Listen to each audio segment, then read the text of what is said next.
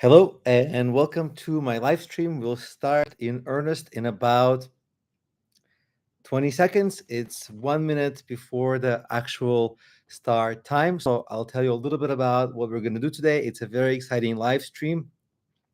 The agenda for today is we're going to do a student Q&A because a lot of the people on the call will be students of mine from Udemy. In between the Q&A, we'll also go over some exciting news that I have. Like I launched a cryptocurrency token of mine, so we'll talk about that. I also have something planned that I'm going to live show and demonstrate, like vibe coding, which is really, really popular today. So I'm going to show an example of vibe coding right during this live call. And we're going to also talk about DeFi and cryptocurrency because that's the other really popular topic today. Cryptocurrency, DeFi, obviously vibe coding, or otherwise known as no-code solutions. And we'll do a lot of Q&A. And we'll wait a little bit before people trickle in. Today is pre-Father's Day. Tomorrow's Father's Day. Also today there was like a lot of protests across the country, so I don't know how many people will join, but we will make the best of it. Also, before we start, I'll leave a token of appreciation in the chat for us here. I'm going to paste a link that's going to have a free discount, so it's a free coupon. I'll post in the chat. It's a link to my goal setting course. With this link, it's free, and it's just a way my way of saying thank you for being on this live stream with me, and thank you for, most people on this live stream will be Udemy students of mine, so thank you for being a student. And as a thank you, I left a link that will give you a free access to the course on Udemy as a student in my goal setting course. And I chose that one because I feel like everybody can benefit from goal setting. It's such a ubiquitous topic, no matter what you're working on, what your business might be, what your project, if you're working in business or a 9-to-5 career. Goal setting is certainly a topic people can benefit from. That course has a lot of research, and you get free access. I'll also just leave it in the chat. So whenever you join this live stream, you could just go to the beginning of the chat and find it there. Also, whenever people join, I see some people are joining. Drop a comment, say hello, tell me where you're from, if you're coming from a Udemy course. The format for this call, usually I used to do this on Zoom. On Zoom, it was a little more personable because other people couldn't talk. Here, it's mostly me talking, and people are going to comment in the chat. So if you have any questions, if you want to talk about anything, if you have specifically questions about anything you're studying in my Udemy courses, this is a great forum for asking that. I'll be able to spend a lot of time answering people's questions.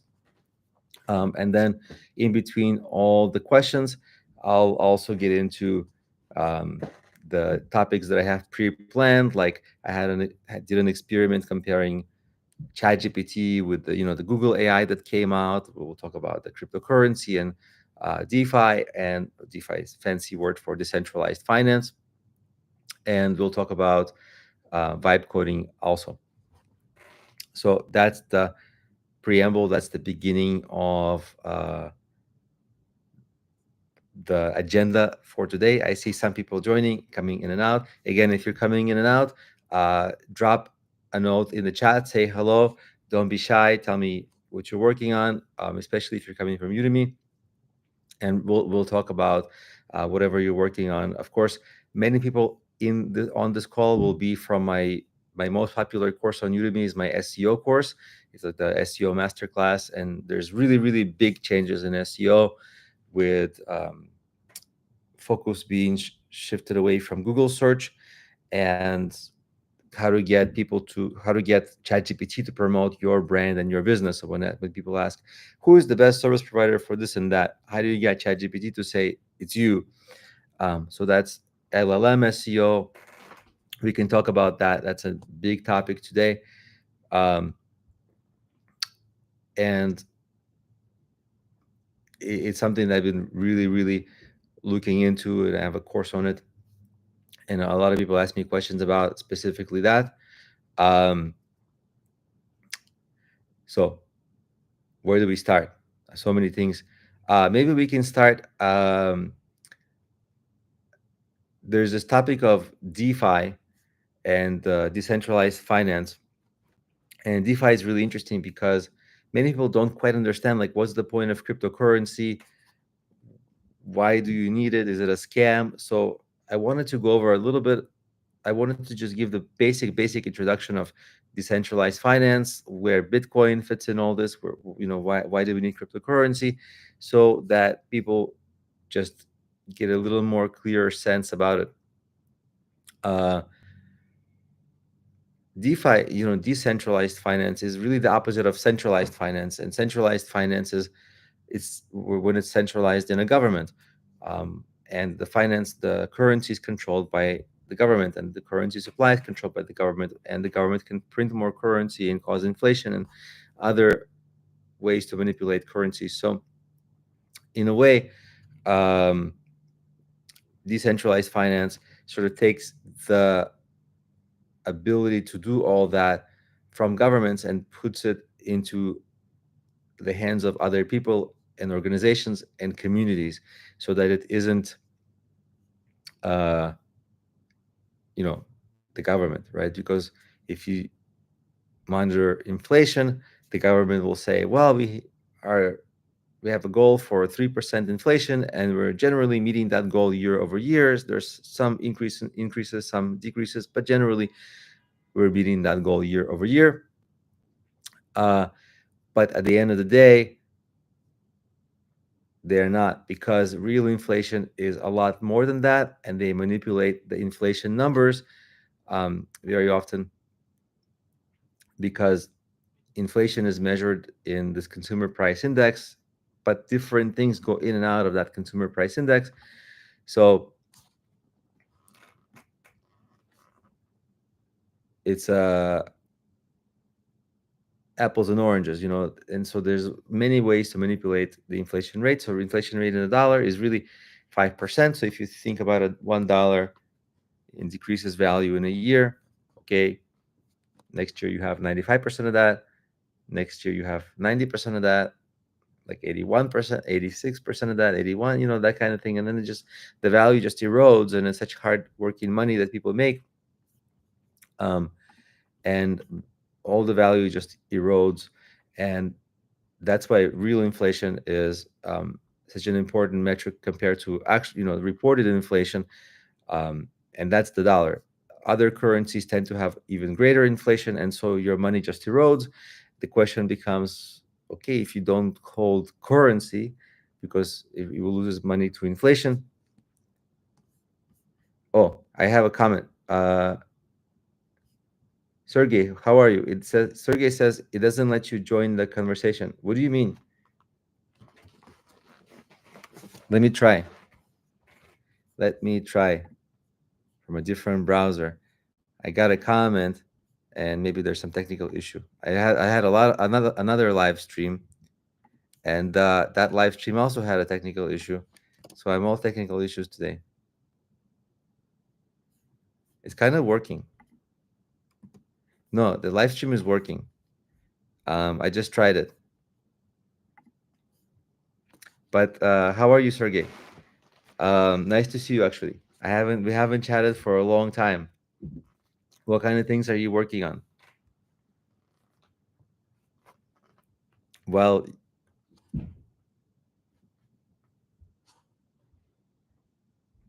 in any case, so while Sergey is figuring out his things, maybe it's the link that's not working that I sent. Let me check the link that I sent for this live stream, because I sent like a link. I hope it will work. Nah, that link works. Okay, I don't know what he meant, but it seems to be that it's working. In any case, yeah. So real inflation just erodes the value of what you worked so hard to get, the money that you worked so hard to get. So The question becomes how to preserve this value, and it's by having your money in assets, because assets are measured in dollars, and if the value of the dollar or other currency goes down, it just takes more of that currency to buy the same asset, meaning that assets appreciate sometimes not because of their own appreciation of value, but because they're measured in the dollar or other currencies, like a stock or a home, or well, some assets are, depreciating assets, right? Like cars. So I did this very interesting experiment where I used ChatGPT and I asked ChatGPT like, "Hey, what's the inflation from 1982 to last year?" And ChatGPT did the calculation, and then I said, "What about the real inflation?" And then ChatGPT did that calculation, and um, after a few iterations of, let me actually see. I got a message that people are having a hard time getting into the stream, which is kind of strange because I just tried that link that I sent out, and that link doesn't seem to be working. But it's working for me when I tried it on a different browser. Let me check. It says public, no restrictions. So I don't know exactly what's wrong.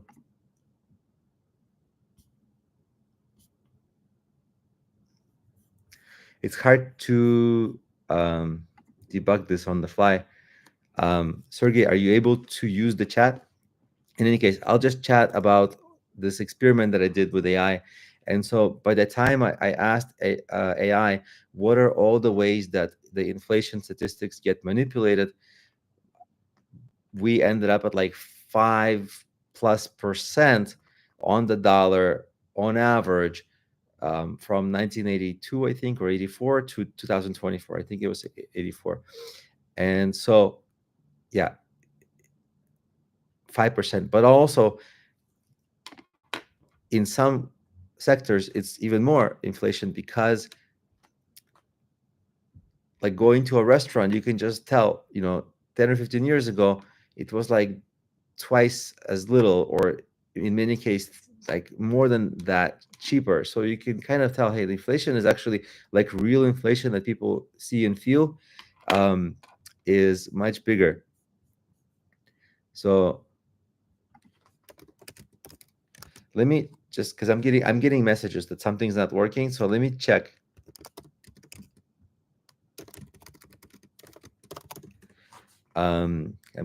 It's hard to debug this and talk at the same time.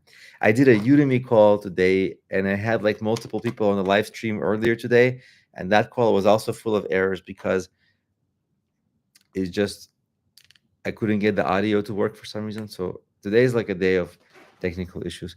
But anyway, so I did that experiment, and I actually have that um, recorded. I recorded everything in that video.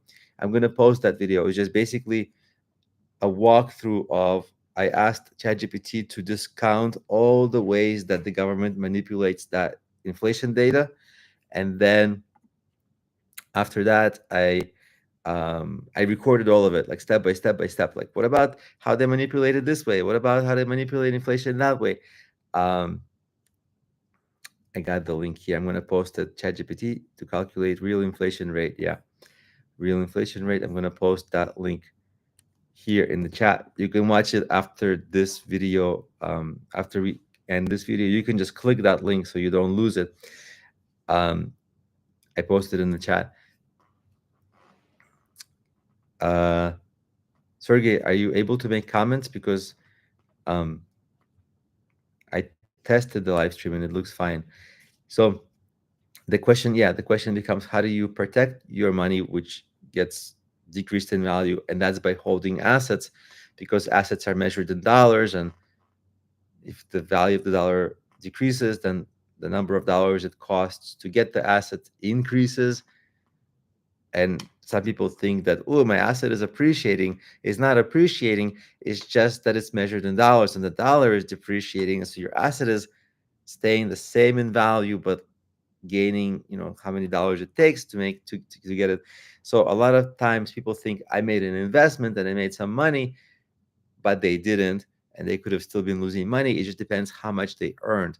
And there's different kinds of assets. Like some assets, like a home requires upkeep and all kinds of fees and taxes, extra taxes and stuff. Some assets don't require upkeep, like a stock, which may also lose money, but also the S&P 500 tends to be a pretty pound for pound, one of the better investments because it tends to significantly outpace inflation, even real inflation, and it tends to not lose your money.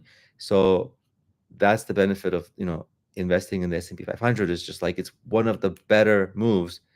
But even though the average earnings of the increase of the S&P 500 has been around 11% over the last bunch of years on average, if you consider that real inflation is over 5%, depending on depending obviously how you count, but it's 5 or more percent in real inflation, and that's the dollar. Other currencies are way worse. Then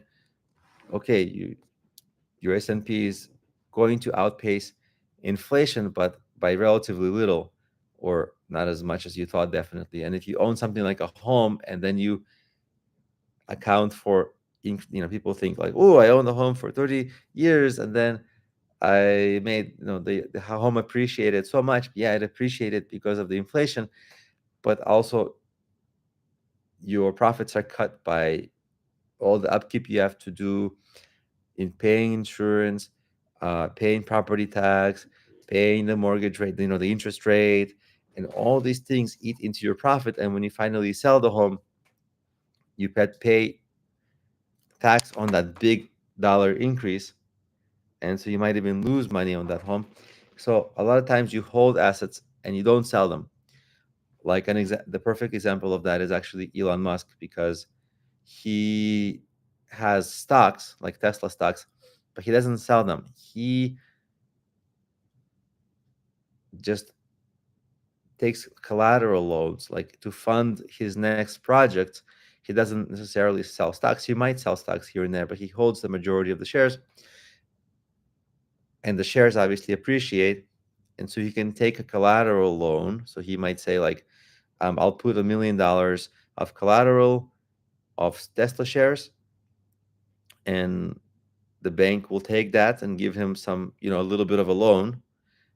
But instead of $1 million, obviously he works on like 100 million or a billion. But because Tesla goes up, the asset goes up, he's able to pay off those loans and get the cash to be liquid in the near term. So that's kind of how you protect yourself against inflation, or is that one of the mechanisms. It's also very risky to take collateral loans, because if your collateral loses value, you're going to be in trouble, because there's mechanisms that uh make the loan default, whatever.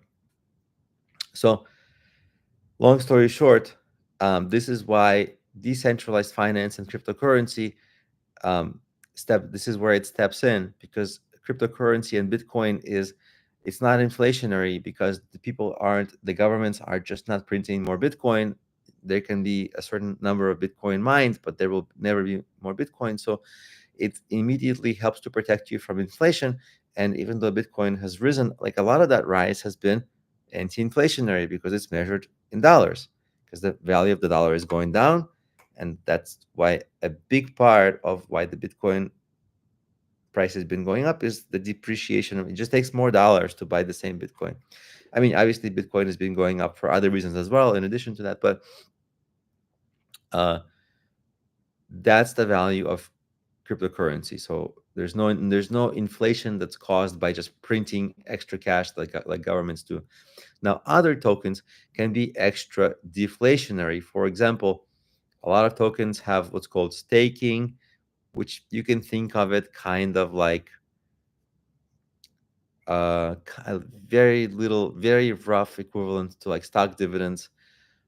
And airdrops, like which are basically gifts for holders of the cryptocurrency token.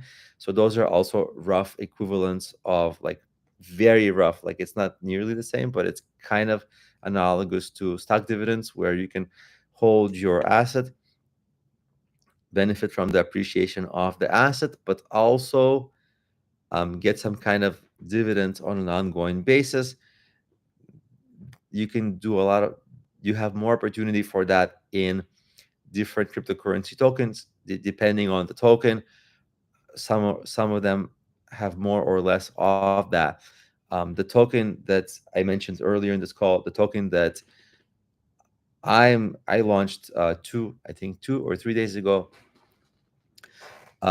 it's made to be extra deflationary and offer benefits to holders. Um, i- just to explain the token that I launched, it's kind of a token that has real world utility, where, that's the first question people ask, like, how can you use cryptocurrency in the real world? Where this token is um, a specific token that's meant to be used by creators, because a lot of time creators, like entrepreneurs, artists, authors, etc., all sorts of creators, they struggle because when they're creating something, they're not getting paid for it. Like if you create a course or write a book, well, for books it's different a little bit. In the book world, there is this idea of a advance payment. Like if you have an agent and the agent connects you with a publishing house, the publishing house gives you a book advance, which is like a lump sum of money that you can just use to pay your rent while you're writing your book. And authors, they hang on this advance payment. They like really are into this advance payment.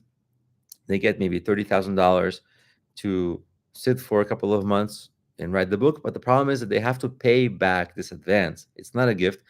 They pay back that advance out of their book sales, and from all their lifetime book sales, the agent and the publishing house take 15% each. So it's kind of a form of theft in a way. But but with this cryptocurrency token, um, it's a it's a way that I kind of created for creative people to fundraise ahead of time for their projects. So if you need $1,000 or $5,000, you can fundraise by using this cryptocurrency token and reward your early investors, your donors, maybe with discounts or however else people reward people, donors. Um, like in Patreon, people, you give them extra free content behind the scenes, all the same mechanisms. People do this in a non-crypto world, but um, basically just enables creators to fundraise with it. You know, they don't have to pay transaction fees, because in the crypto world, the transaction fees are very, very minuscule compared to credit cards and PayPal. Is like 3 to 4 to 5%, and you would lose money 5% to real inflation. So right away, you're down 10% from the money you raised. Um, so with the cryptocurrency, you don't have to go through that. Let me also just very quickly, um, somebody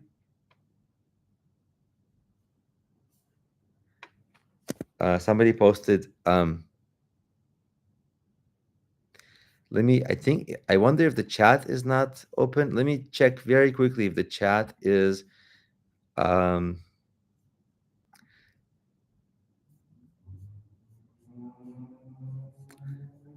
because somebody's commenting that the chat, but the chat seems to be working.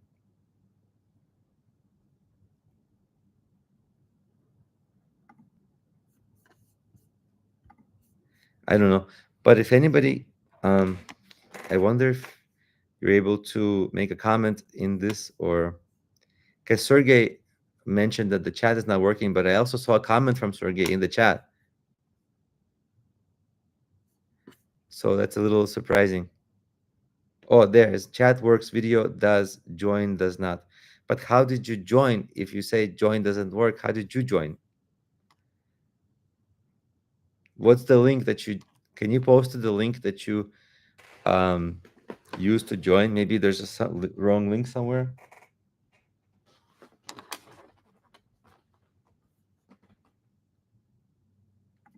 Let me try to find that link.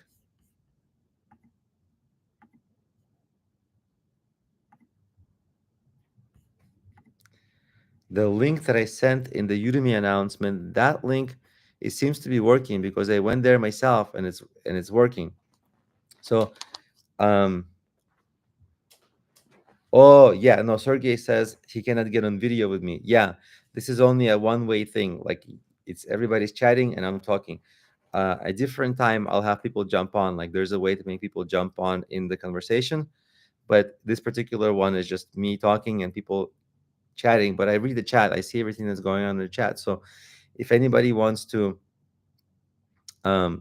introduce themselves, tell me what kind of things they're working on, whether they have any questions. We'll talk about anything you're working on.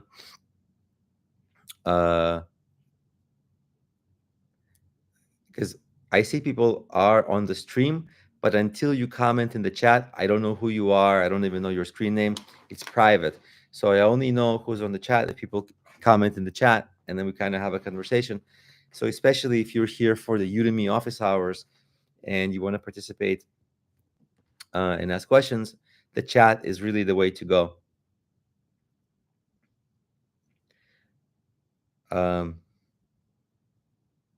Sergey says video doesn't work, but it seems to be working because I pasted this link that everybody else has into a different browser, and then I was able to get video and audio working. So I'm not sure what you mean, Sergey. I saw you posted somewhere else an error message, but could you please maybe post a fuller picture, because that picture that you posted is only like a little part of a screen. In any case, so let's talk about, while I wait for people to introduce themselves and use the chat. So I was talking about the token that I launched, the cryptocurrency token. And that token, yeah, it's made to be deflationary and a way to fund creative people.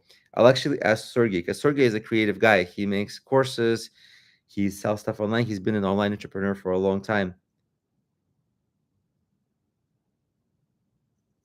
Sergey, do you ever use cryptocurrency? Do you have any Bitcoin?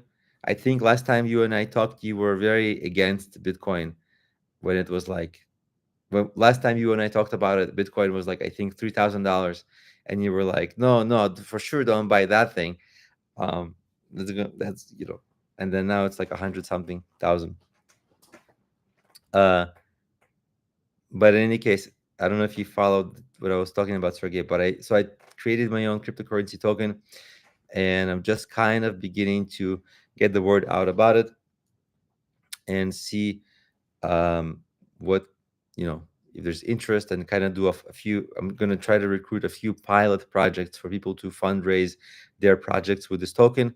I can share my screen, I can show you how it all works, and all that. But before I do all this, I also wanted to do some vibe coding on this call so people can see what it's like, in case people aren't familiar with vibe coding and like tools like Replit. But also, it's not just Replit. There's a million of these AI tools now that, without any coding, just by using the English language, or any language actually, can tell the software what software to write.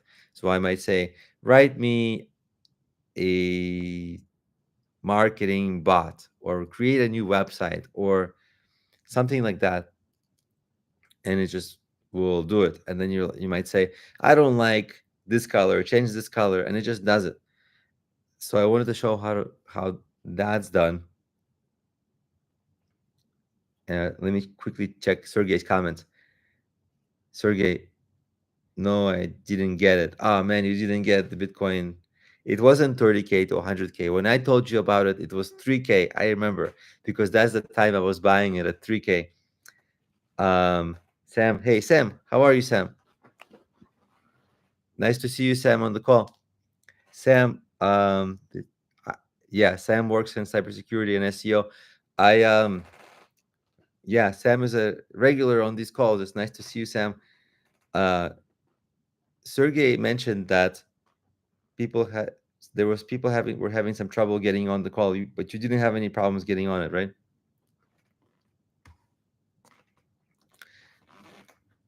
I don't know how long you've been on the call, Sam, but I was talking about I have some news. I launched my own cryptocurrency token. I don't know if you missed all that or you were able to catch it. It's funny on the live stream, like you keep talking and then new people join, and then you think like, should I repeat the things that I said? Because it's like joining a movie in the middle. Oh, happy Father's Day. That's right. I think it's tomorrow. And yeah, it's an exciting day. I have so many pieces of clothing, of hats, number one dad, t-shirts. I should have worn for this call a Father's Day cool piece of clothing. Um, but yeah, I might be get more clothes this year. I think it's tomorrow, right? So yeah, tomorrow I might get more things. I have most of my closet now is like some kind of in one form or another uh happy Father's Day gift, like best dad, best dad. Oh, Sam, you've been on the call for a long time. Cool. So you heard all about the token, which for me it's exciting. Um, so I'm trying to think without jumping topics too much. What will be exciting to talk about? I have some things that I wanted to talk about. I gave out a free coupon, but I think you already have that because you joined a previous live call. I launched my token. I mentioned that. I talked about DeFi. You heard about that. Example of vibe coding. We can actually do that together. Also, one exciting kind of weird thing is that at the moment I'm doing this intermittent fasting, and last time I ate was yesterday at like 6 p.m. So I think I'm like 26 hours in on the life on the not life on the fasting. So that's kind of exciting and interesting um, for me. I'm trying to do this for like 36 hours, which I think will be easy. The hard part is over because um, Sergey says, time to get another kid. Sergey, we haven't talked for a while. I have two now, but it could be maybe another kid time. Oh, and Sam says, taking the local SEO course. I have a question. Should I concentrate on local US or international SEO? This is, I mean, you're trying to get SEO clients, Sam. Um, let me tell you. So, local SEO is so easy because you just do the Google map and it's so much easier to outrank all the local people. So if it was me, I would do that first because it's just easy and there's like an end at the end of that tunnel. Um, International SEO is real hard because like it's actually hard to do international SEO. Like let's say you wanted to do SEO in Spanish or in French. If you don't speak that language, it's hard to do that SEO. Maybe you have a foreign language that you're fluent in, then that would make sense. Sergey says, how you still alive? Third. No, I don't have a third, but you know, if you tell me, I will get a third. For people who join now, Sergey's telling me to have more children because it's Father's Day. I'm gonna get right on that right after this call, Sergey. I'm on it, and then 9 months later, in a live call, I'd be like, "Hey, it's three now." Uh, but rewinding a little bit. So what was it? Oh yeah, the international SEO. If you speak a second language, it can be way easier to rank for websites for things like SEO agency, that keyword, because any language that's not English, it tends to be a lot easier to rank. So I would strongly consider it, but I would also do the LLM SEO because LLM SEO is just there's like a light at the end of that tunnel. It's easy to do. Like it's easy to redo your pages and re-optimize your pages um, to um, have that LLM SEO built in. And so the amount of work is like kind of finite. So it's not much of a choice. I would do local first because it's so easy. Then LLM stuff, then uh, the well international. But it really depends on how much you value the international stuff. Like if you don't necessarily speak another language fluently and you don't want clients from a different language, well, then probably you better off doing LLM SEO as a focus. We have one more person. It's gonna be hard for me to pronounce, but Arfawi, if I or Mehdi is actually the first name. Mehdi. Let me quickly read your question. Welcome to the call. And question. So if there is a keyword that drives a lot of traffic and I want to rank for it in Qatar, but it's English keyword in Arabic country, what's the plan? Okay, now you're making me think like English keyword in Arabic country. Let me think. I didn't expect this kind of question. Um, let me take some water and then.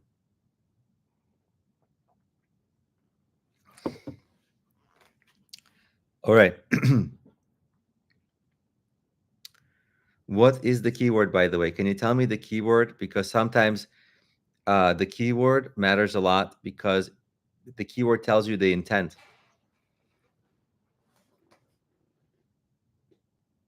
Yeah, I know it's your second. I remember you joined before. Uh, and then Sam said remote training is what I was thinking about, but this is why I started the international SEO. But do you speak another language, Sam? Because Sam is kind of also asking an international SEO related question.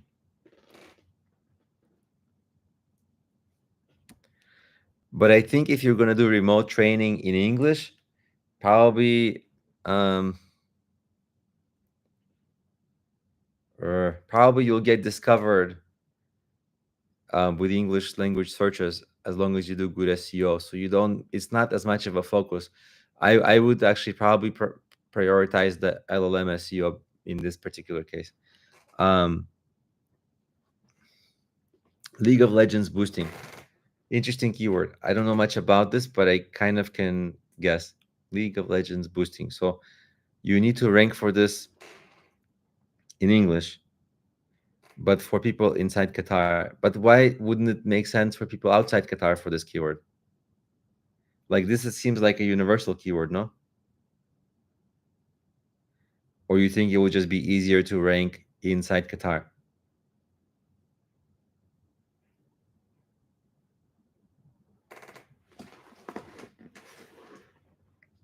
I'm just kind of waiting for people to respond because I think there's a little bit of a lag between me saying things and people hearing it on their end.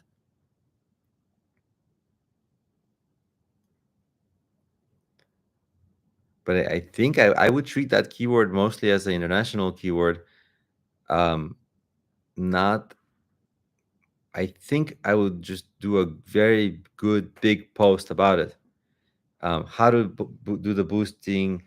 Um, and obviously you're going to link to whatever your service you provide, have a video, have a image. Actually, you can do the LLM SEO on that post. For example, if you wanted to rank well, because now like Google has AI, so there's AI mode, there's AI assistance answers, there's ChatGPT. So a lot of people will ask in different places. It's not just about Google anymore. So I would actually do the thing that Sam is asking about and do the LLM SEO, which is to get AI to promote you by increasing your credibility in the space, um, writing richer bios at the end of those articles that you're trying to rank, having some original content. I don't mean like not copied, but like really original ideas, so that people will be like, oh,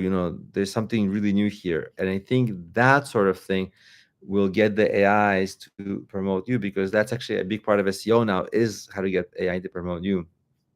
Let me put quickly, with that in mind, let me quickly catch up with the comments. Um, so Sam said, So local SEO, LLM SEO, and then yes, in that I would do it in that order. In fact, if you're doing English language training, I probably wouldn't do a lot about international SEO just because I don't think it really would move the needle a tremendous amount compared to the amount of work you'd have to do, and you'd get a lot of ranking in other countries, but for the English language in English, you'd get a lot of that for free if you do good SEO and good LLM SEO. And so then Mehdi said, yeah, exactly. SOS, SOS, I'm old. What is this? Is that the I'm trying to find in back in the chat. I'm like we're trying to read the chat. Is the League of Legends, but this what is SOS? My competition are focusing Europe, and my plan is to focus on Middle East. But why, if it's the same language, why do you have to choose? There isn't.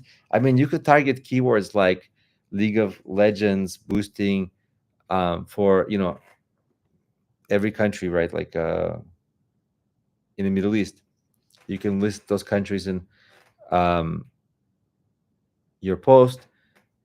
You can explain why it's specifically different. Maybe like you can buy or sell with currencies that are used in the Middle East, or maybe like there's like extra discounts you can get from people in the Middle East. I don't know. Like, I don't know the dynamics of this game, but there maybe find something that is unique about the League of Legends that can be done in the Middle East, and write a paragraph or two about it in the page that you're trying to rank. And for people in the Middle East, eventually Google will be like, okay, I got it. Like, okay, it's for people in the Middle East.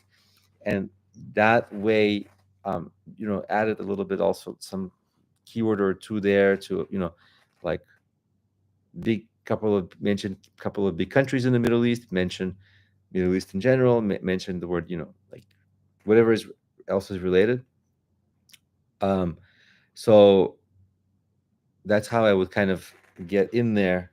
Um, but with the same effect, you can also have it on the same page, like here's how it is for Europeans, or you can have a separate page for Europeans or the Western world, or however you want to name it.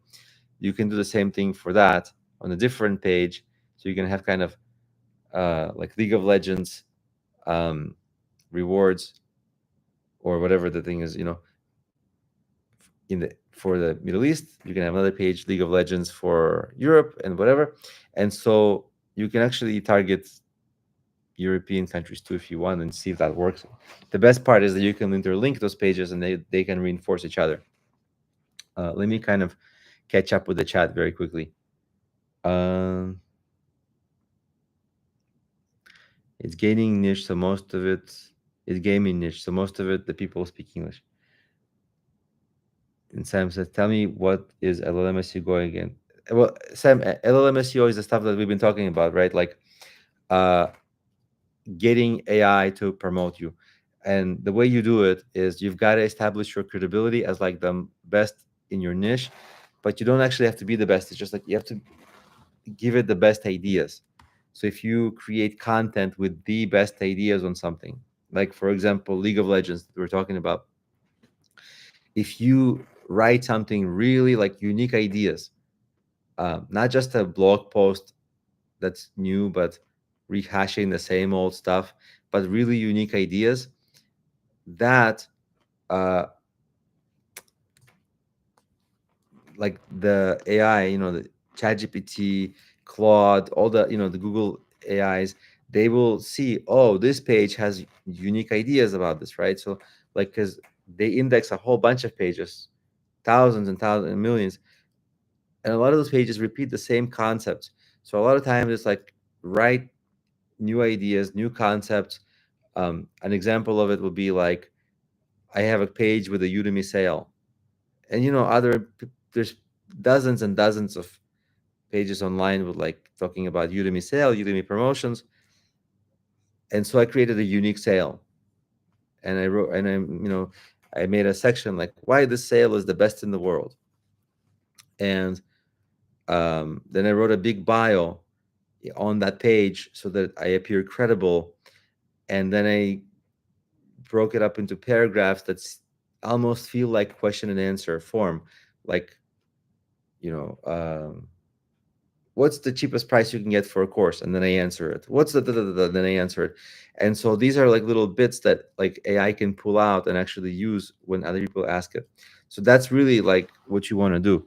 And today you have to write any content like that. You can't just, do the old style writing anymore. You kind of have to think of what questions people are going to ask, answer it in that form, and make sure you're super credible. Because if you're not credible, it's like it's hard. They sometimes decrease the amount of traffic they drive you. Let me just quickly catch up with the comments. Also, yeah, gaming niche. Tell me more about it. I did that one. And Mehdi says, to be honest, I'm thinking to go for YouTube ads and get the course because it just feels so hard to rank in those keywords. Yes, it is, might be. And I also don't have the budget for Google Ads. Okay, that's fair. So an example, I can target the League of Legends boosting and get backlinks to the keyword in the Middle East countries. Yeah. I'm still like reading the comment and thinking about it. 1 second.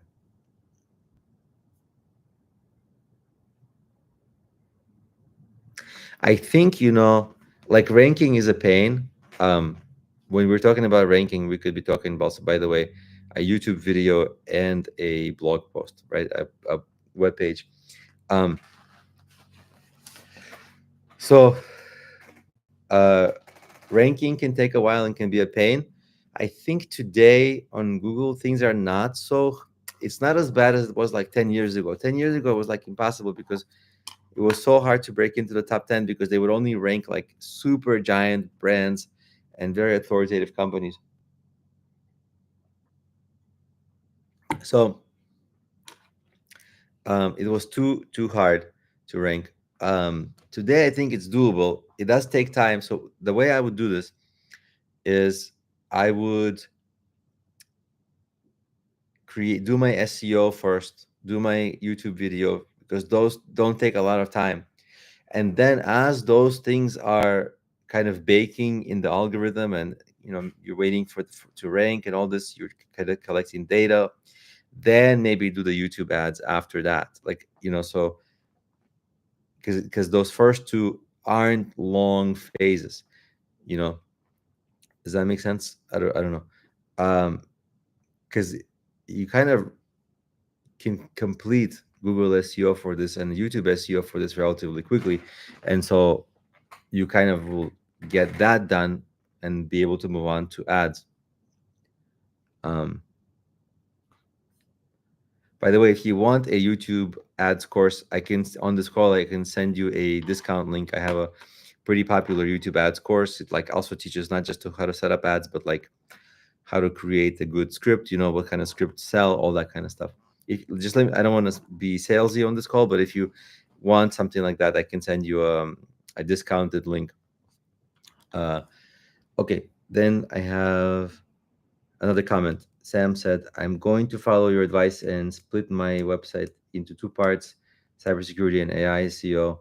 Does anyone know who can do this for me? Oh, this is a great question, Sam, because today you don't hire anybody to do this for you. You do this with AI. Have you used AI like no code solutions? Because one of the things I had planned on this call is to show you how to do a live demonstration of how to do no code programming, and we can actually look at it so you can do it. Or maybe you're asking, Sam says no, so maybe we'll do this. Let me share my screen. I'll do like a short demonstration, and let me see. I keep getting questions, and so it's my plan is to finish the SEO, then get the YouTube course and try to get some sales from YouTube. Let me get you, in that case, the YouTube course very quickly, because I have to go and make a discount link. That discount link, I'll be able to discount it cheaper than Udemy because I can discount it to, I think, $9.99. But on Udemy, there's like a lot of the sales are like $12.99, $13.99.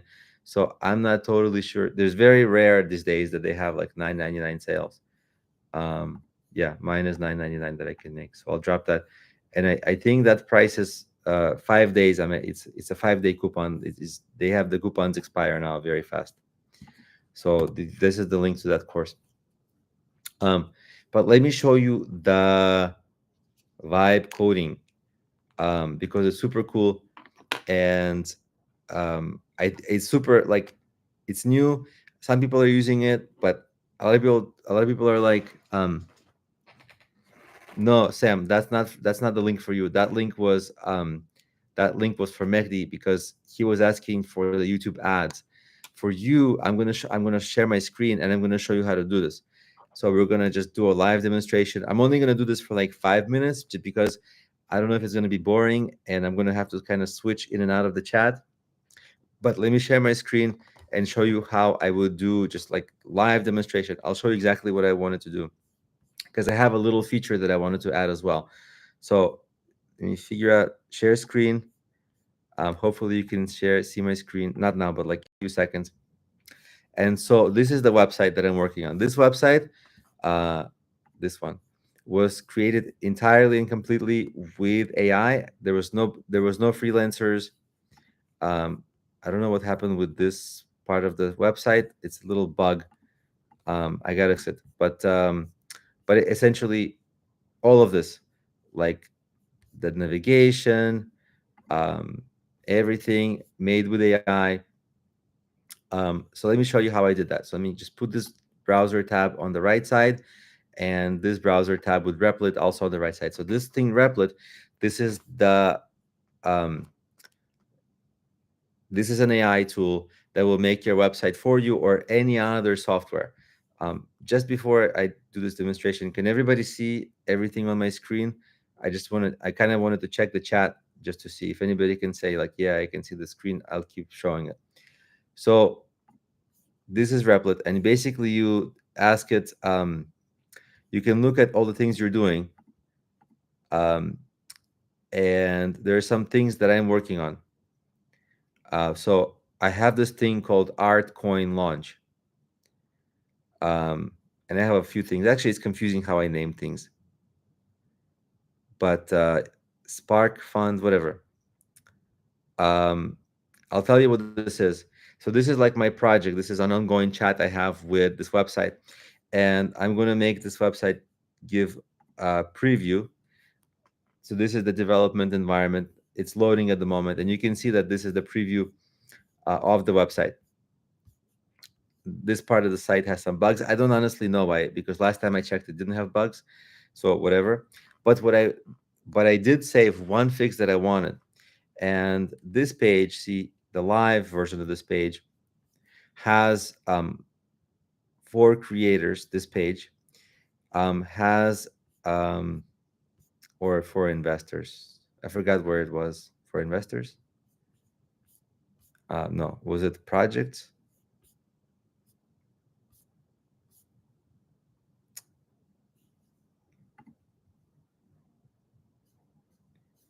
Maybe for creators. What I wanted to do is, you see how it explains, like, don't somewhere here, because I'm trying to do this really fast, so I think I'm making mistakes. But somewhere on this website, I just haven't looked in a couple of days. I think it might be here.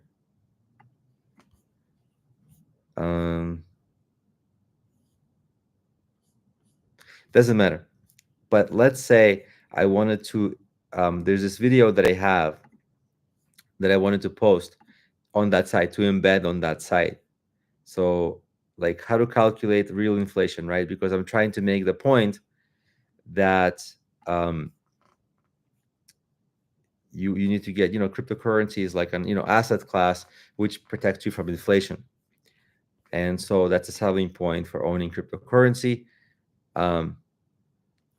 So let me go there. So what I can do is maybe like say something like for investors, or for really it's for creators. Like I'll say like at the bottom of this page. So at the bottom, so I'll just tell AI. So I'll type the prompt at the bottom of the for creators page.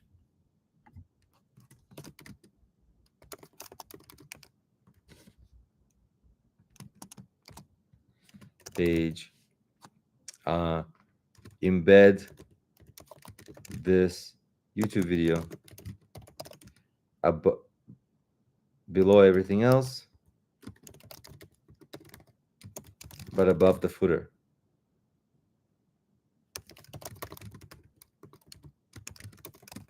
So it's still in the content,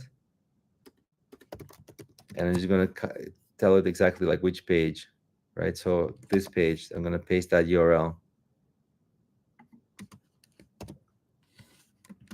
And then I'll just say enter. And I gotta paste the actual video link. ChatGPT, okay, there. Get shareable link. So I'll go to Replit, embed this YouTube video, and I'll paste the link to that YouTube video. And then I'll say go, and it will work for like, I don't know, 30 seconds and show me the results. So I'll check the chat for now. See, it says like thinking, and then we'll come back to this and see what's happening. Mehdi,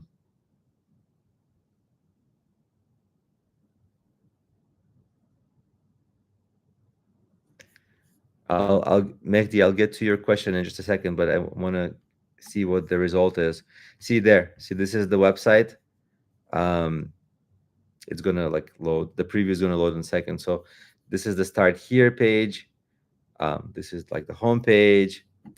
Oh, this is the page I wanted to actually embed, because this is the page where I explain like don't lose money to inflation. By the way, these images were also made with AI, but I have better ones. I'm gonna swap them. These are a little ugly. Yeah, but real inflation rate is like 5 to 6%, right? So that's where I wanted to post this video, is in the start here. So I told it to put this video in for creators, and so yeah, you see it did that. So now I'm gonna say, hey, I made a mistake.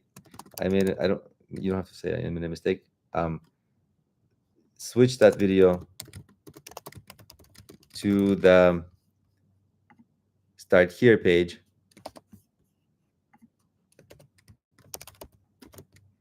And place that video, well, instead of place, I should say embed that video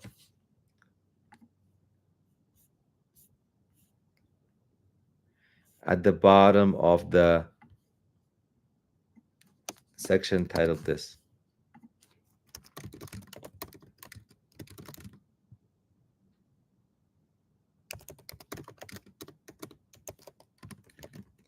And so it will think for like 30 seconds and it will do that. Let me quickly check the chat to see if I'm missing anything. So Sam asked what AI tool this is. This is Replit. It's called Replit. ChatGPT came out with a similar software. Like, probably, I didn't use that one, but you probably can use that one. The ChatGPT, like this one. Actually, I'll do you one better, because on Replit you can do this thing where they have this. So basically, you see it. I think it's still thinking, but let me open another Replit window because I don't want to mess it up over there. But on Replit, you can do this thing, refer and earn. So you can get a $10 credit if you ever join them. If you go to my link, I'll also get a $10 credit. They basically do, both people benefit. So we can do it that way. So this is the link. So on this link, you get an extra $10.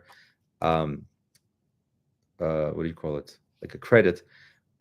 And to get the account that I have, it's basically $25 a month or $20 a month. I forget.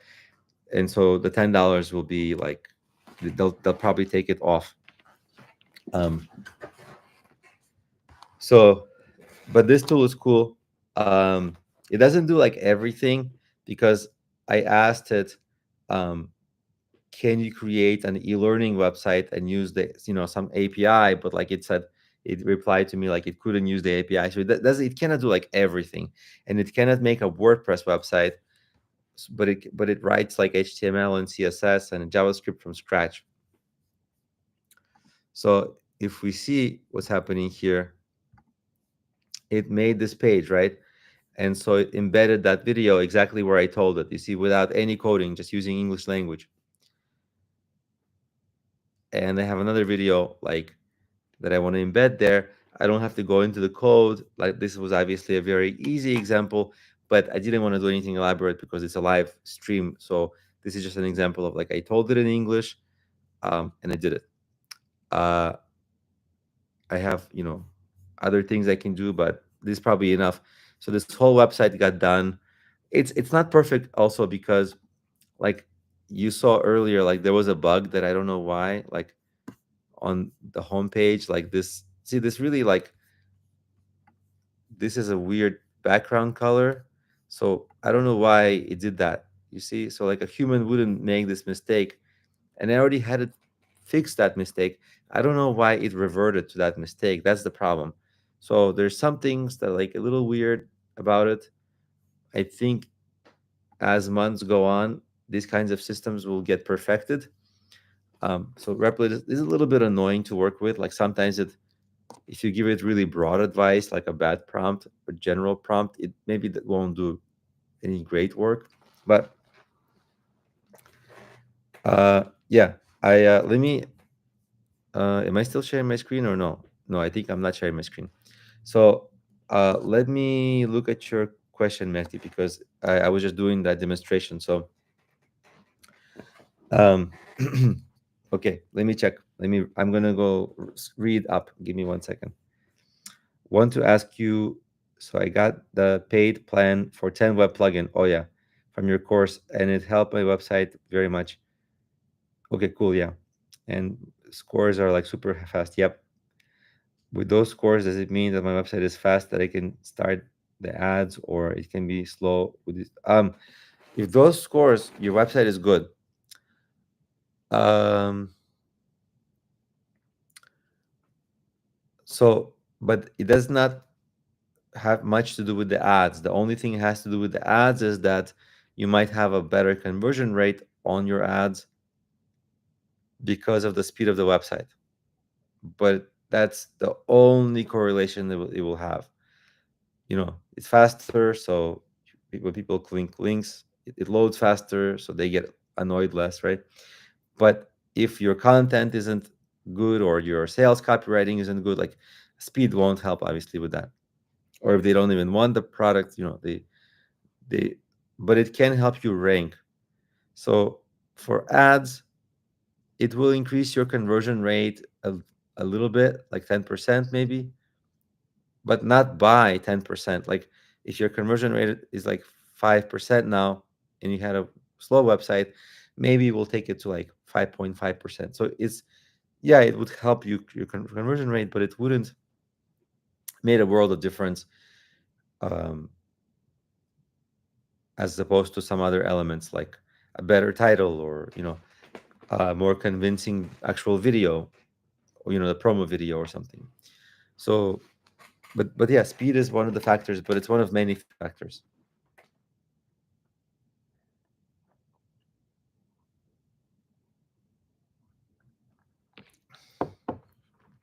Oh, what would be super fun? I wanted to add this feature to add my token price to the top, and I couldn't add this feature because oh yeah, I stopped sharing my screen. I'm going to share my screen. I'm going to do one more demonstration that I think is super cool.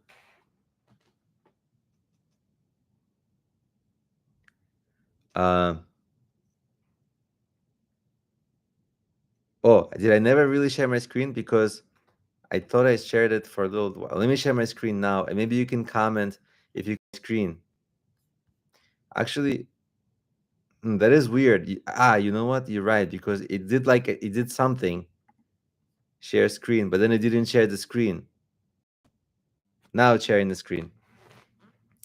But so here's the website that I'm working on, right? This website, and I have this SPRK token. Um, So I have, let me see how to best do this. So I have this mint address, right? So by this mint address, you can find my token. So for example, my token is live. I'll show you. It just started trading. These trades are all like bot trades.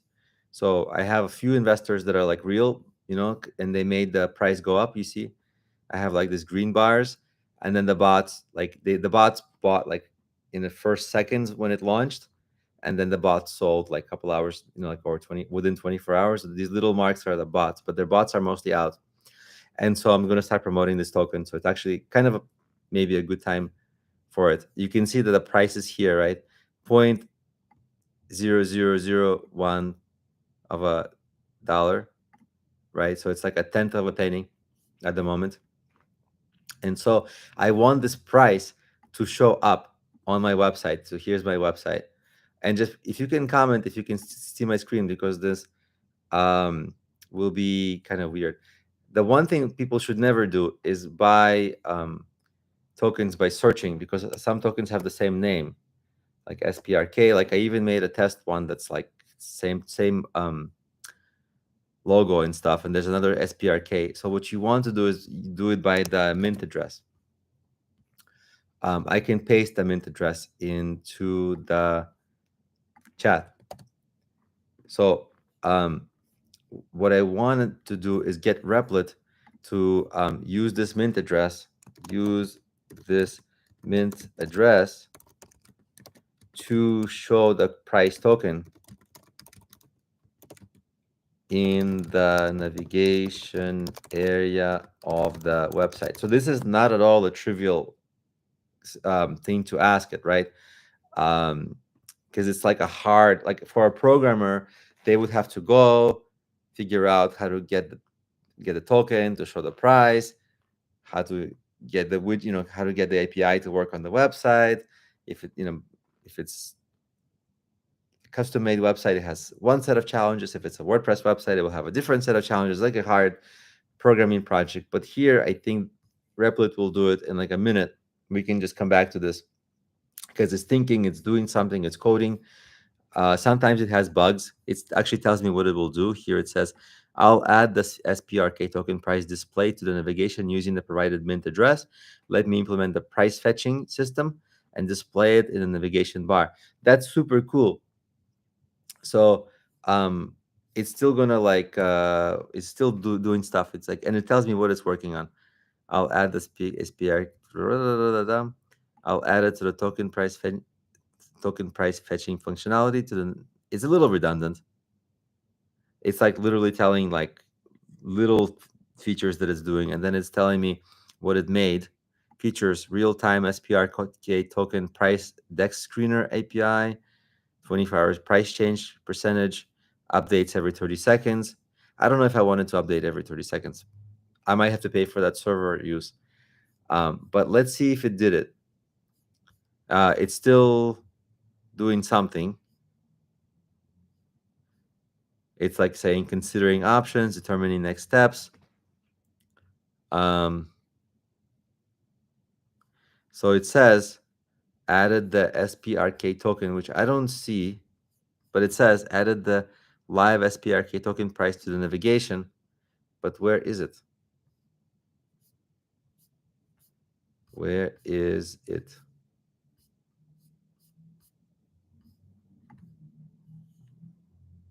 Huh, that is strange, right?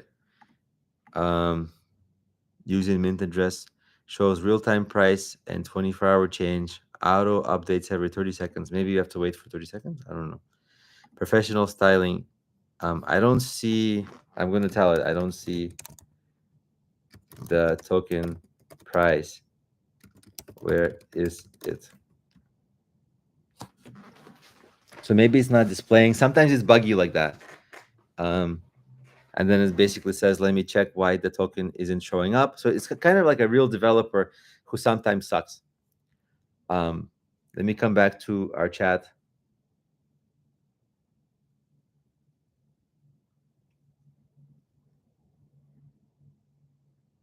Let me unshare my screen just for a second, just because it was a little weird. Um, are you able to, Mehdi, are you able to find the token? Because you asked for the token address.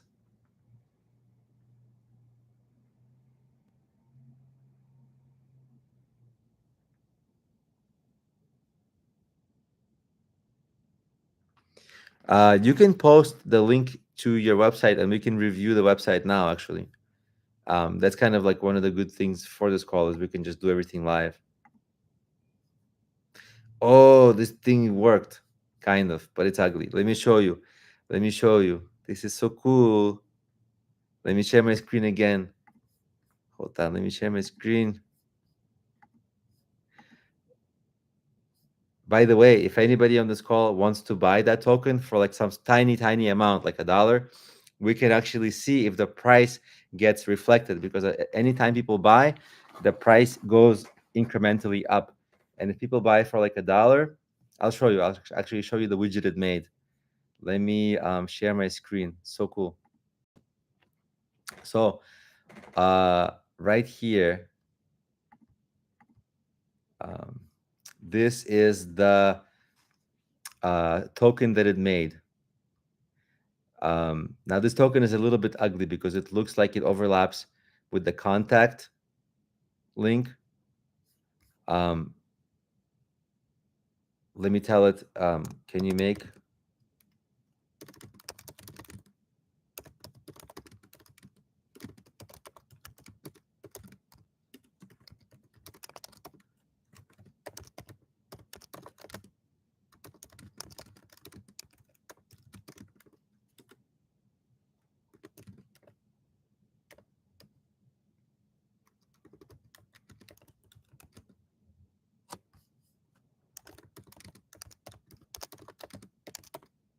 So I'm just asking you to change some of the styling because it's kind of is too close to the contact area.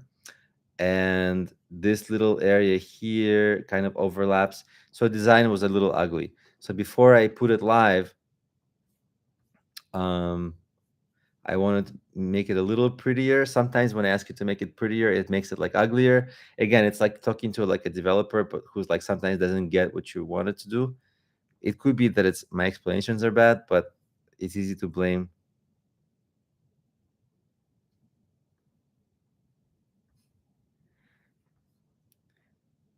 By the way, if anybody, if you wanna, do you want to try that token? You want to try to get it?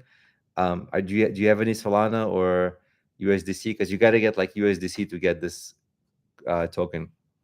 It's a little bit of a pain, but it would be fun to do it right on the call. So like if you see, um, now it made that change, but like the token thing is not showing up. So the widget is not showing up again.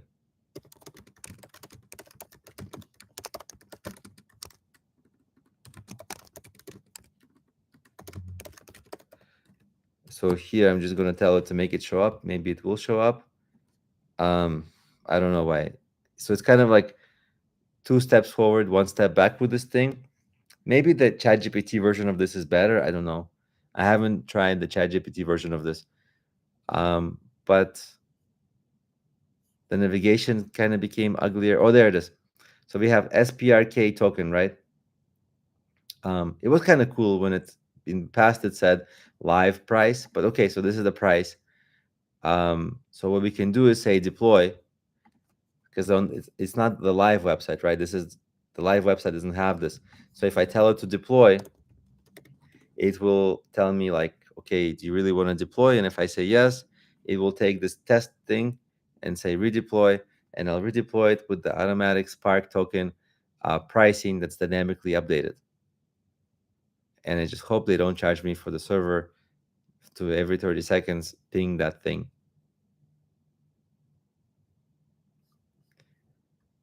Because you have to, like sometimes when your server like goes over the limit, you're the one who has to pay for it on Replit. So I'm like, don't make me pay for this stupid widget. Tomorrow I'll wake up and it will be like, you have accumulated $100 worth of server fees. But let's see what happens. So It's still working. It says deploying. It's almost done deploying. Deployment takes like a minute or two. So let's see what happens when it's done, so I can show you the end result. But yeah, it is all no coding, just AI doing the website for me, making every feature that I want. You just have to kind of know ahead of time which features it can't make. But the great thing is you just ask chat, you just ask this thing. So here it says deployed. This is the before. Let's go to after. Should have the token. There it is. See? Token price right here, which is what we saw here. This token price. Right there. So for a developer, it would take like I don't know. I don't know how long it would take a developer. Somebody who has no experience in this sort of thing would take them an hour or two, maybe more. Here we just did it without any problems and really without a bigger team. It's just still just me. It is time consuming to keep asking it for every detail. I got bored. It's like vibe coding. It's like they call it vibe coding because it's supposed to be like you're vibing, like it's English only, you're having fun, but it's not really fun. Still, like it's like frustrating. Like I meant this, and then you have to wait for a minute. No, I meant this. So it's not so fun, but it's better than the alternative of hiring a freelancer, waiting for them to reply, waiting for them 2 weeks to finish a website, waiting for every update, getting charged for every update like that. Way better. All right, so back to not sharing my screen. But if anybody is actually curious to buy this thing, I would get a super huge kick out of it because I don't have a lot of investors now, obviously, since I just launched it, and I see everybody. So I actually made a video for how to buy it. I'll post the link in the chat. It's optional only, no pressure. Don't think that I'm like trying to sell this thing. But if you're already familiar with cryptocurrency, and you can buy it for like $1, it's trivial, or whatever, $5. This is the link that I made a tutorial. I posted in the chat about how to buy it, because you have to buy it with USDC, which is another cryptocurrency. So it's a little bit of like a lot of clicking. You can't just buy it with dollars. So that tutorial is like a complete step-by-step walkthrough of how to do it. In any case, but I was waiting, Mehdi, I was waiting for you to post the links to your website so that oh, I see. Maybe that is strange. Maybe you can just like post it in bits, like something space something. Does it also get rid of that if you try to post it not completely? Or maybe where to go, how to do this? I'll send my I'll post my Gmail, so you can send me to my Gmail, and then I'll look at my Gmail, and then I'll send me the links to your website in the Gmail, and then I'll look at it, and then we'll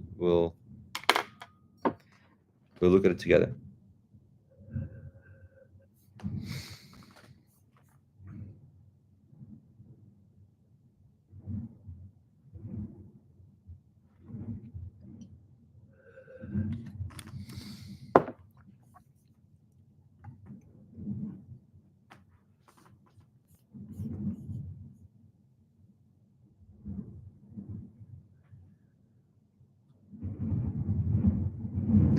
Sam, yeah, what's up, Sam? You don't have to ask last question. We're just hanging out. You can ask more questions, but yeah, what kind of questions do you have? And by the way, whenever people join, just feel welcome to post questions, especially if you're coming from Udemy. Let me know what you're working on, what kind of questions you have, and this is the forum to post questions. Otherwise, I'm just going to talk about something that I want to talk about. Let me check my email to see if Mehdi emailed me. Not yet.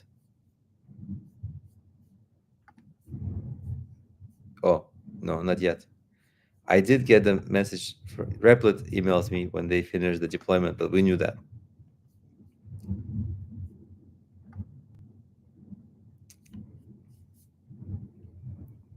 Okay, so I'm waiting for Mehdi's email and Sam's question. And there's some more chat.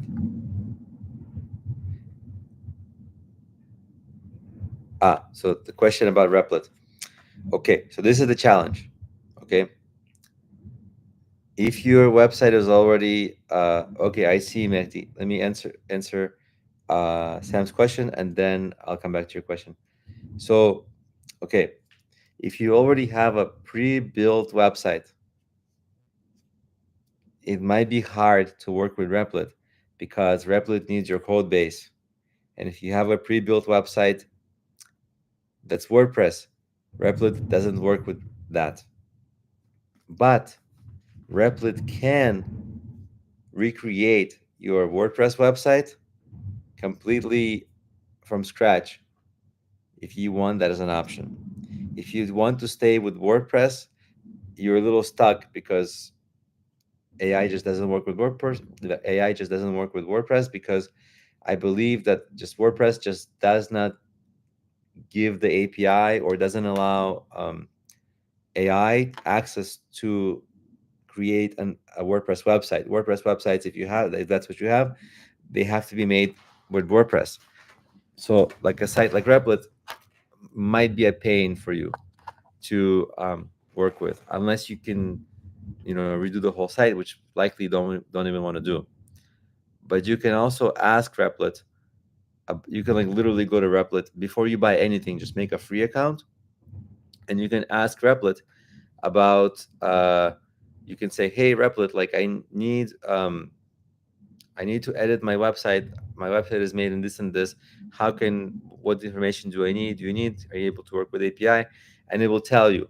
If it doesn't tell you, like, for example, it will say like, I can't fix your, then obviously you can't use it. So um, you can actually have a dialogue with it. And it will tell you if it can fix your website. Like because the website that I made, originally I asked it to make a WordPress website, and it said it can't. So I'm like, all right, make it from scratch. You also just get a little stuck because if ever I want to move off Replit, like, it's not so trivially easy because all my code base is there. I guess I can download the code base, but then I would have to upload it and get it made, worked on by a developer. But like, probably developers would have a hard time working with machine generated code and take forever. And other AI tools may not do as well. So but you can always have a website recreated from scratch. I think it's actually easier. Let me get into my email to check Mehdi's message. Okay, legendsboost.com. I'll post it myself in the chat so that everybody knows. Sam said, I have no preference at all. WordPress or not, does not matter. But Sam, is your website already live or it's not live?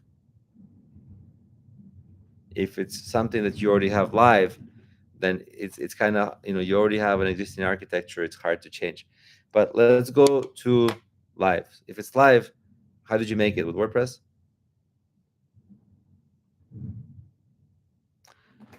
I'll try to have like these two concurrent conversations. So now let's go to legendsboost.com and let's look at it. Let me share my screen and we'll all look at it together. Oh wait, it's so easy. I almost made this mistake because the end stream button is so close to the share screen button. Yeah, Seb, somebody did it for you, but do you know if they did it WordPress or if it's a straight HTML custom website? Do you know the answer to that or not really? Because you'll have to know that anyway. When you edit your website, you'll have to know what technology was used to make it, so that you can hire the person who knows that technology.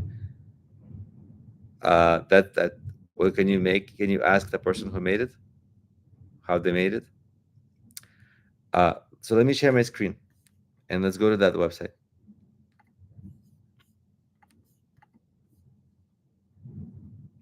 Yeah, ask them definitely, because, and you'll also need all the logins, because when you give it to the next person you hire, or even AI, they won't have the logins.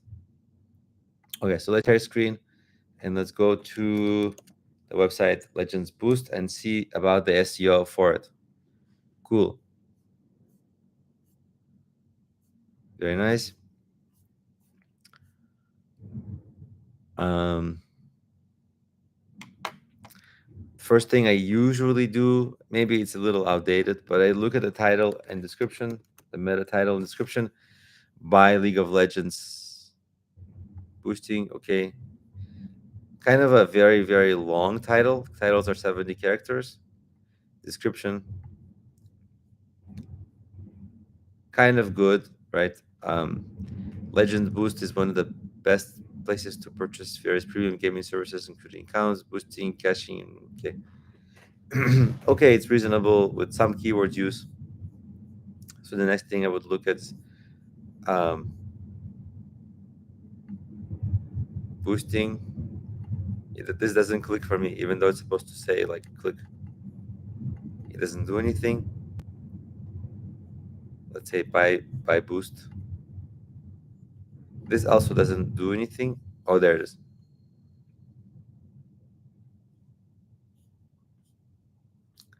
I have no idea what I don't play the game. It's like hard to tell. But I would maybe, yes, you have a good thing. Add a little bit more to the Q&A. This is good. This is very good that you have this. About us, this is good.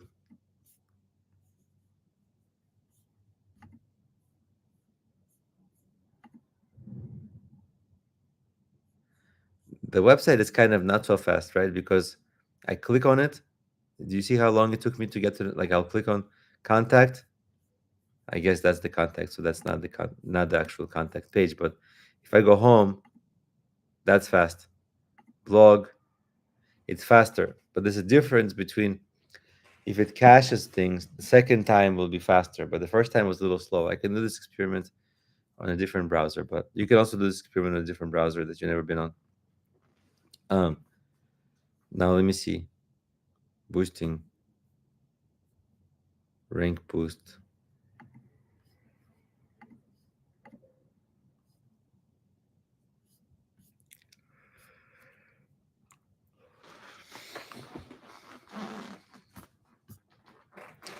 Is LOL rank boost is it a thing? People want LOL rank boost? So your boosting and blog is kind of the same. It seems like, or maybe no. No, I don't know. It's a little confusing how to navigate the site, as I'm guessing the boosting is options for boosting, but when I click this, it doesn't, nothing happens. So it's only from home I can click on some things. Like what is coming soon? Okay, this one by boost. This is pretty slow. It like took a while. Okay, so let's say this is a keyword TFT rank boosting.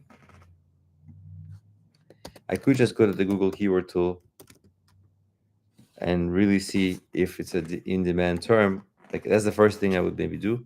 Probably you've already done this, but just to check. Because if nobody's searching at this, then, well, what are you talking about? So this is the step before.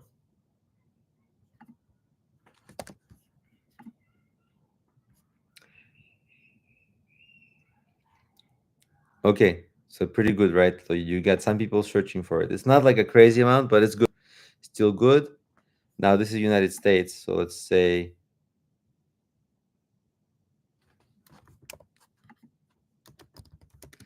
you were asking about Middle East. It doesn't have a Middle East as a, it needs a country. But we can just get rid of USA and it will be global. So it's not bad. Like 2,000 people a month searching for that, pretty good. So I would make it a priority, especially if it makes you money. I would prioritize this. And so you're doing good things.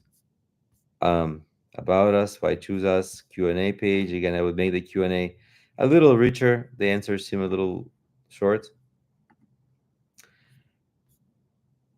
and maybe Q&A because you're coming up with the questions. You can come up with questions that people might ask and something that really is good about your business and have a longer answer. Um, Title is good. Metadata is good. Um,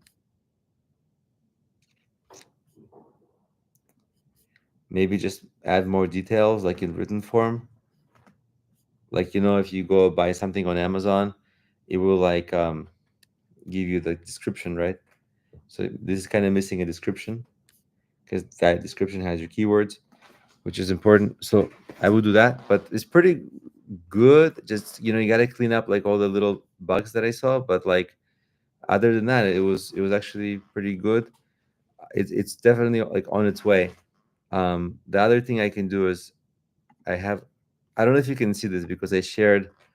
They have SEMrush that I'm logged in on this browser, and then I would sometimes go to SEMrush and I would put your URL in there. Oops, the URL, not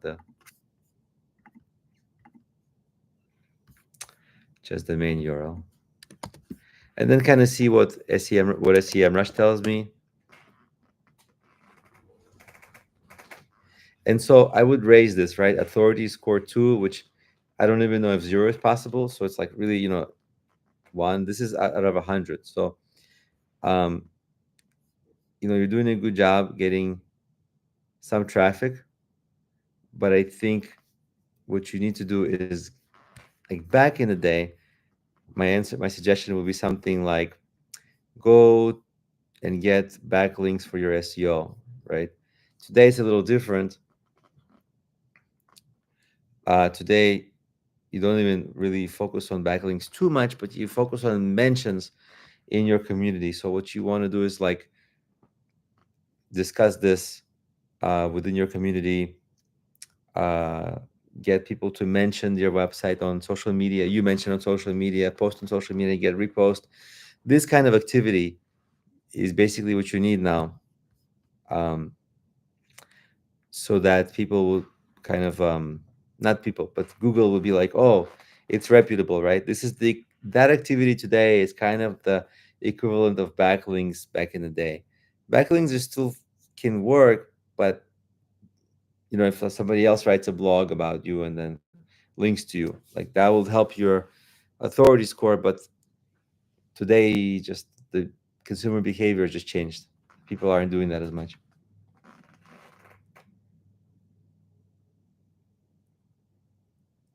Let me quickly read the comments.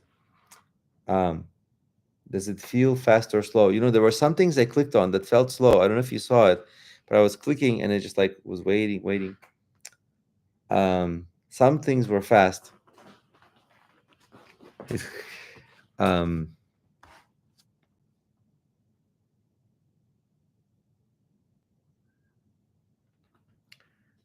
uh, I see your question, Sam. Let me think about it. Uh, okay. Maggie says, check my email. Okay, check my email.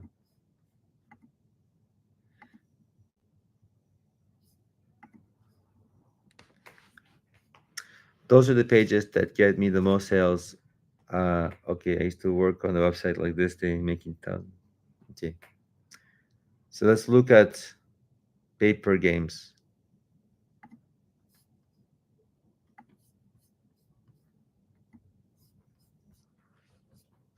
So it's kind of the same page, right? You have the same exact page, like the landing pages are all the same. Like you got it, the thing that you're selling, title, FAQ, about us, choose why choose us. Everything else is kind of templated, right? So is the answer that I gave for the other pages the same for this page? Because it's kind of a template. So again, more description content, fuller Q&A content, more Q&A questions but longer answers, and questions that might come from that tool, the Google keyword tool, like the long tail query. Why not try to target it? And then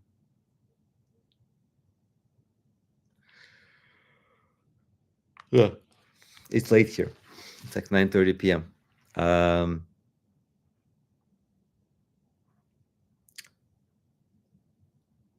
are you also wondering whether you should translate it to Arabic? Um,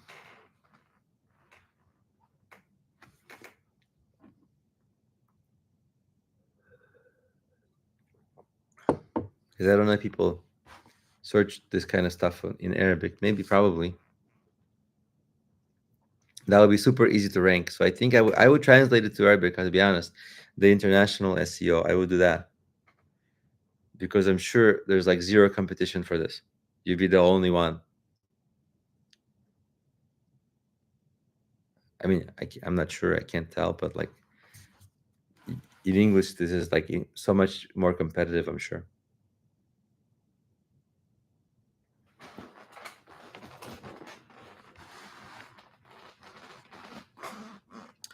Um, and Sam, let me, while I'm waiting, let me answer your question because it's a tricky question because I don't want to suggest courses just for the sake of suggesting courses, just because um, it's like time invested. Um,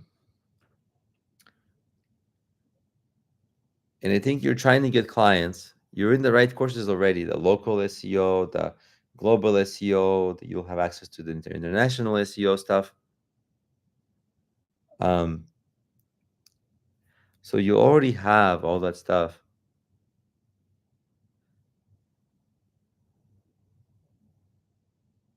So I don't know what else that I might have. I have so many courses, but I don't know what else I might have that um,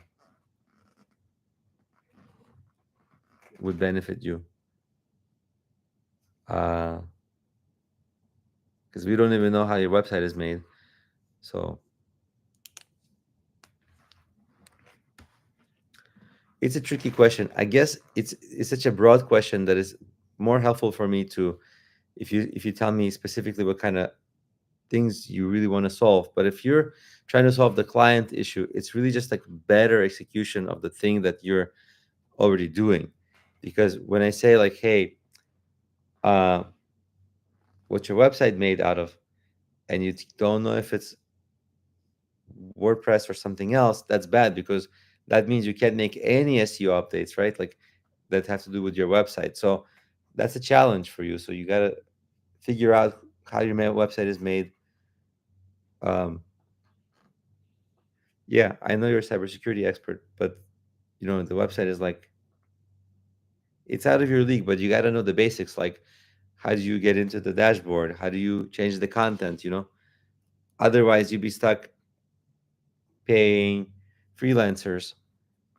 And sometimes when freelancers see that you have like can't check them, can't really do much, then they take advantage too. So you can't leave it totally up to them because you also their boss. Like a lot of times they're junior, so they really rely on you to um, direct them. Let me quickly read. I'll keep thinking about this question. And by the way, there's some people on the live stream. If you're new on the live stream, welcome. I don't know who you are. I don't get your names until you comment in the chat, and then I'll know. So comment in the chat, say hello. I'm losing my voice a little bit because we've been going for a little while. But comment in the chat. Let me know where you're from. If you're taking any course of mine, let me know what kind of questions you have, and I'll do my best to answer.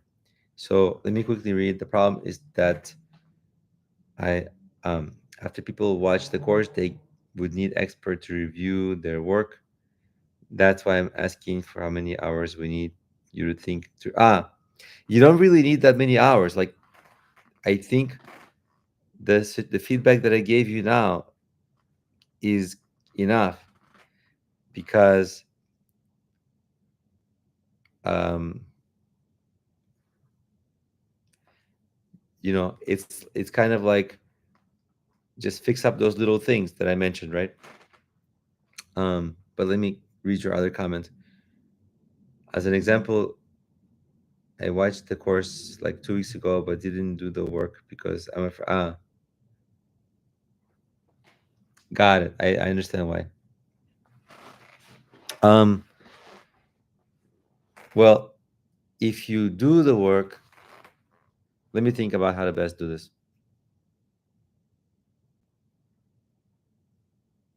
What we can do is really we just need like 1 hour. I don't think you should be worried about it. Like, like if the site is getting a lot of traffic now and sales, you can be worried about it. But it sounds like it's not, right? Because you're saying it's not ranking for stuff. So if it's not making sales, it's this is actually there will never be a better time to make changes or experiment, because if it was making sales, then you should be like afraid of making changes. But now maybe it will be easier and risk free. Let me quickly, uh, 1 second. Let me read the comments.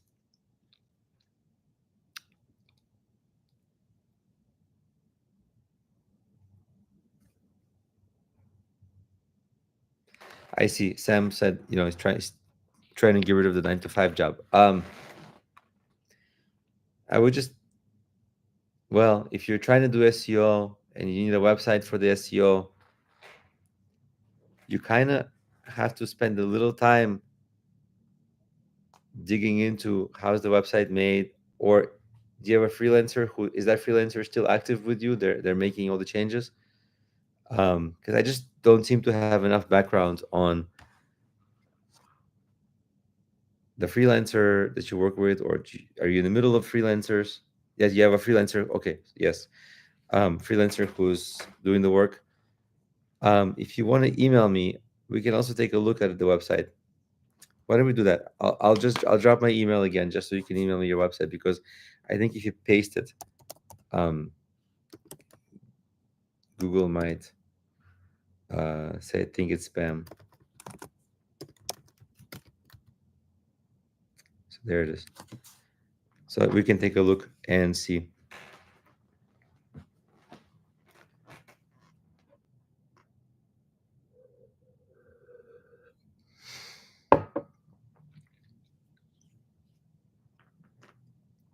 Oh, Magdi said, yeah, zero traffic and sales, then definitely it's no worries to experiment. Although, by the way, like SEMrush said, you're getting some traffic, like 20 to 30 people a day. Is that true? Like it said 25 to like 37 or something like that per day. Um, but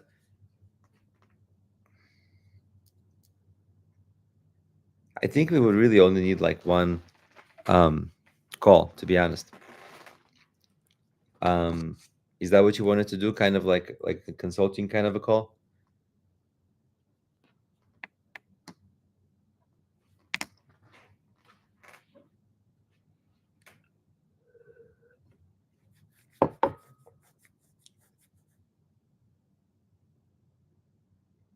I'm just reading the comment.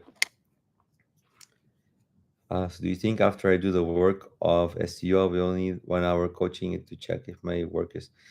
Yeah, well, like, yeah, I think so, because there's like, the only thing we're gonna do is we're gonna look at the pages, like we're gonna pick like 1 or 2 pages, we're gonna thoroughly go through it, and I might say like, okay, like this is good or this is bad or this is what you should add, right? And then you'll just go on your own, fix it, come back, and then at some point we'll get it to a place where it's good. And that's it. I think the one challenge might be because you'll have to raise the website authority score of your site, because it's a little low, too low, naturally, because you're just starting it. But that's harder. It's so much easier to optimize content than to actually raise the authority, and that's not something that is like I can help with. Like nobody can really help you with it, because unless people and websites start mentioning your website, you're gonna have a low authority.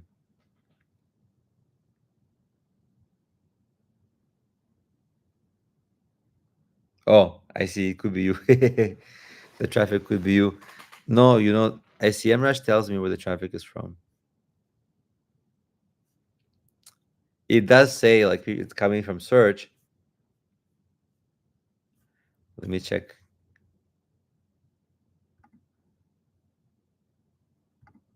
Let me see if I can filter by country so that we know if it's you or not.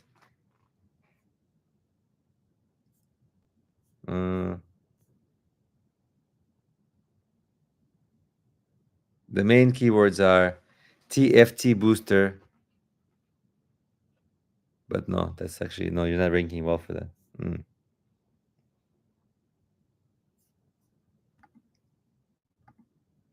me check one more thing.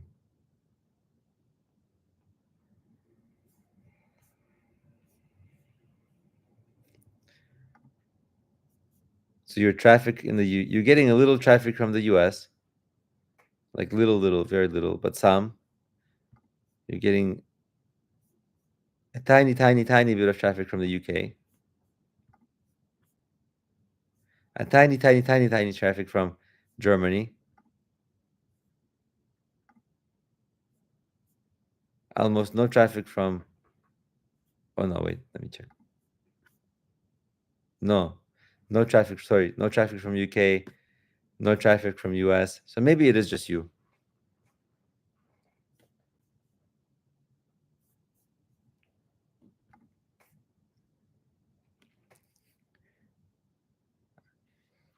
Let me catch up in the chat. Ah, I have caught up in the chat. So yeah.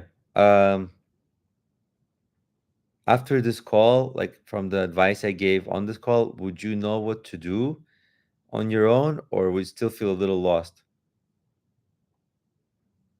If you feel like lost, we could do like a 1 hour call, and really what would happen is we would like do a deep dive on here's your page, here's what to do. It would be similar to what we did on this call, but then maybe you can actually do it and come back, and we can see the results.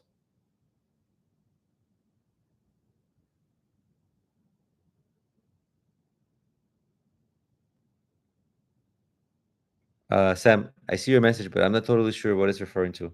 Asking me. I was talking to the Mehdi because he has that website that he is working on SEO also.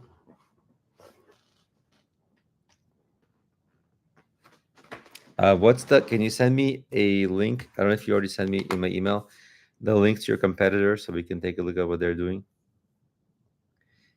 I see, I got it. So should we look at GG Boost or ELO Boost 24 EU? Which one should we look into? Let me share my screen.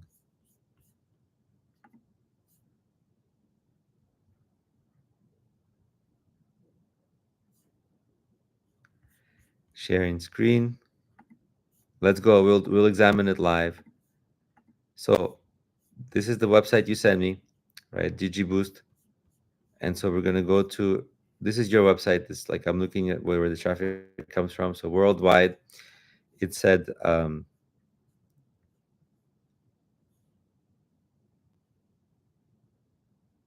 actually this is your ranking. You know what? I misread this thing. Because yeah, your organic traffic is not so good. 0. That was my mistake. And the organic keywords, you're ranking in some places, but like not so many page ones, you know? Not any keywords in the top 3, not any keywords on the first page. Okay, so we got it. Now let me check your competitors.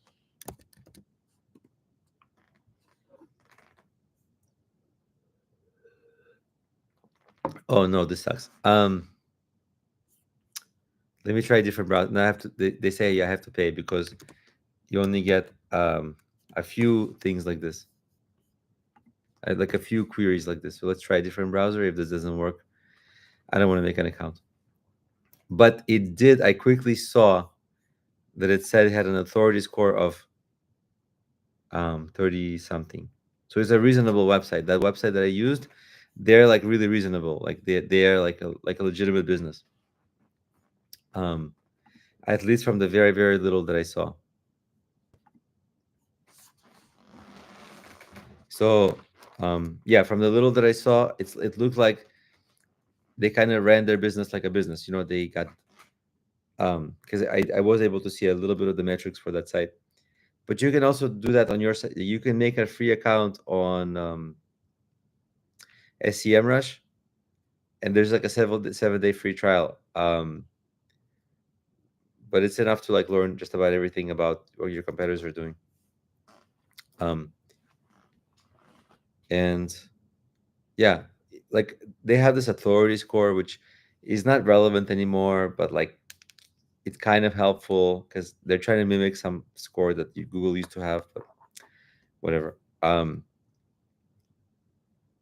Google used to have an official page rank, but they don't use that anymore. But people find it so easy to approximate values of sites, and that site had it.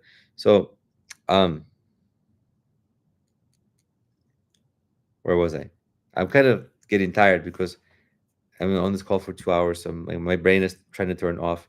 I don't know if you were both on this call also, but I mentioned that I'm doing this intermittent fasting, and I haven't eaten since yesterday, like 6 p.m. Now it's almost 10 p.m. So I'm like 30 hours no eating.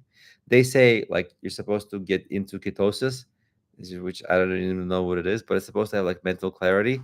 I'm not having any mental clarity. I'm having fatigue.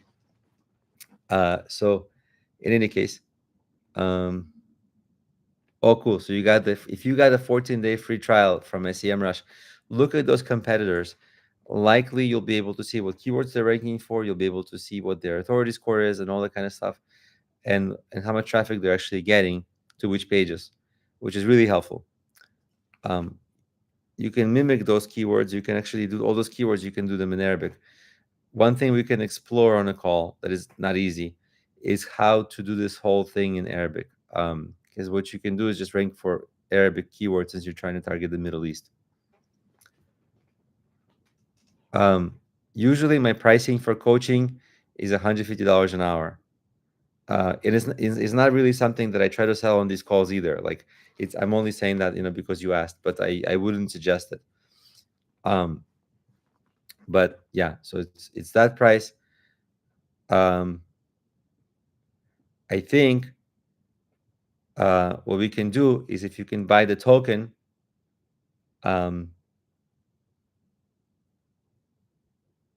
actually that money doesn't go to me. So, but I can discount it.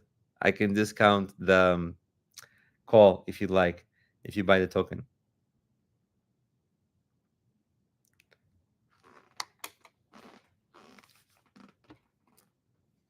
But we can take that offline because I think it's not good for me to be all salesy about my coaching on this call, because on this call it's just supposed to be for helping people with any questions they have. By the way, if you're new, because I see some people going in and out of the live stream. If you're new on the live stream, I don't know who you are until you comment in the chat, and then only then I'll know your name. Until then, you're private. So if you have questions, if you want to ask anything, use the chat. Let me know what course you're taking. Uh, yeah, and I saw your comments. Sam. Thank you. Yeah, and I don't know if you're gonna hang out longer, but I can still hang out for a little bit on the call. I'm tired, but I'm not that tired. So where was I? Yeah, but with Mehdi, maybe we'll take it offline because we'll figure it out. Maybe I am tired. We'll figure out a good option for doing this. But yeah, I think international SEO might make sense here because your clients are in a different area.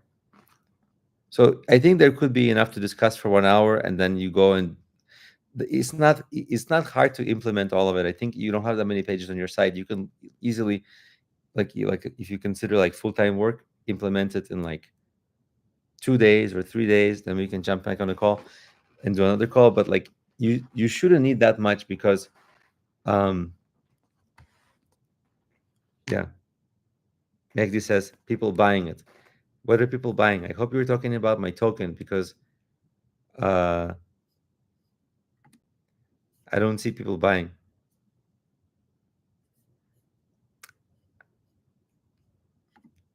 What do you mean people buying it?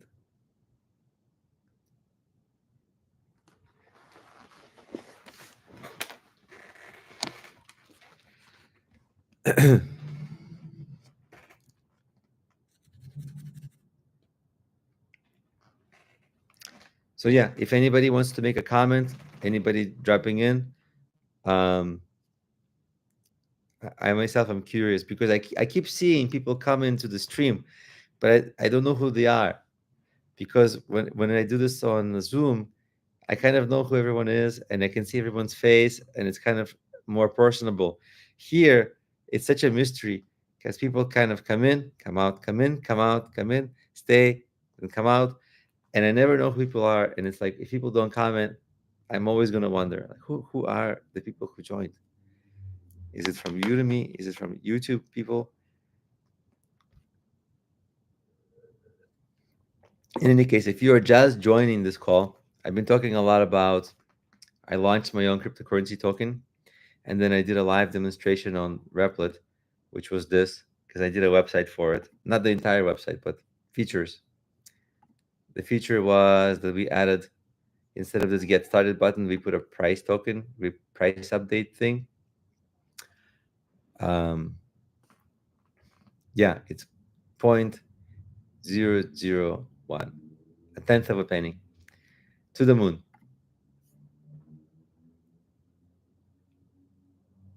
Oh, I forgot to share my screen when I was talking about it. Maybe I am tired because I did a earlier today. I did a live stream, and today I'm doing a live, and now I'm doing a live stream. So maybe I'm a little bit like zoning out because sometimes I'm like forgetting that I'm not sharing my screen when I think I share my screen. Sorry. Um,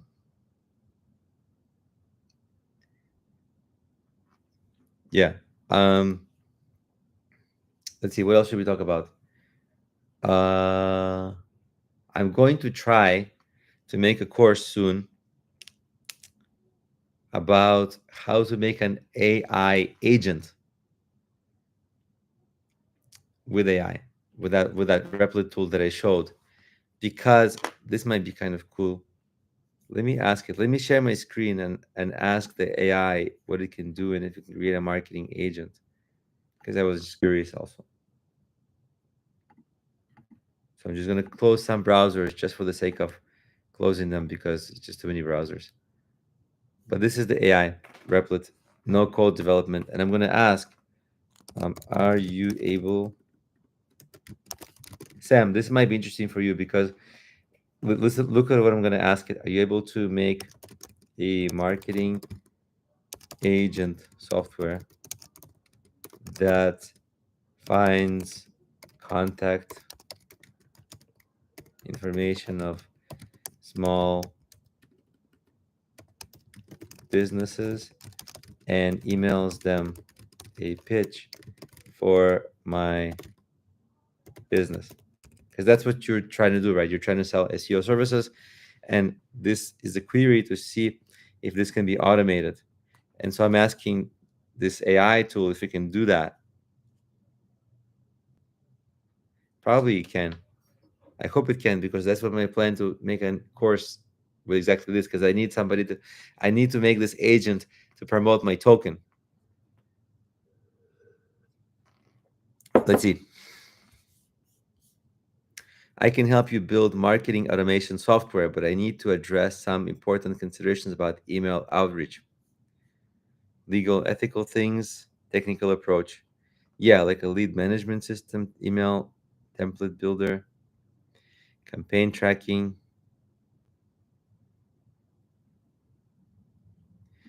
So partially it can do that. And specifically for me, creative agencies and yeah, so you see, it can do outreach to creative agencies and studios, independent artists. So you see, it can do all that stuff. It can create a landing page, email collection, sending out the emails, all made with your own personal software. Because I think today people have to buy software that finds contact information, a freelancer who sends the emails. So maybe if some of these parts can get automated, better. Um, so that's kind of cool, and it's all with AI. So this maybe is interesting actually. What do you think of the Replit, Sam? Would you? Because I'm gonna try to make a course about this, like on my own timeline. A course like this is like a couple of weeks away. Um, but that might be a good course actually,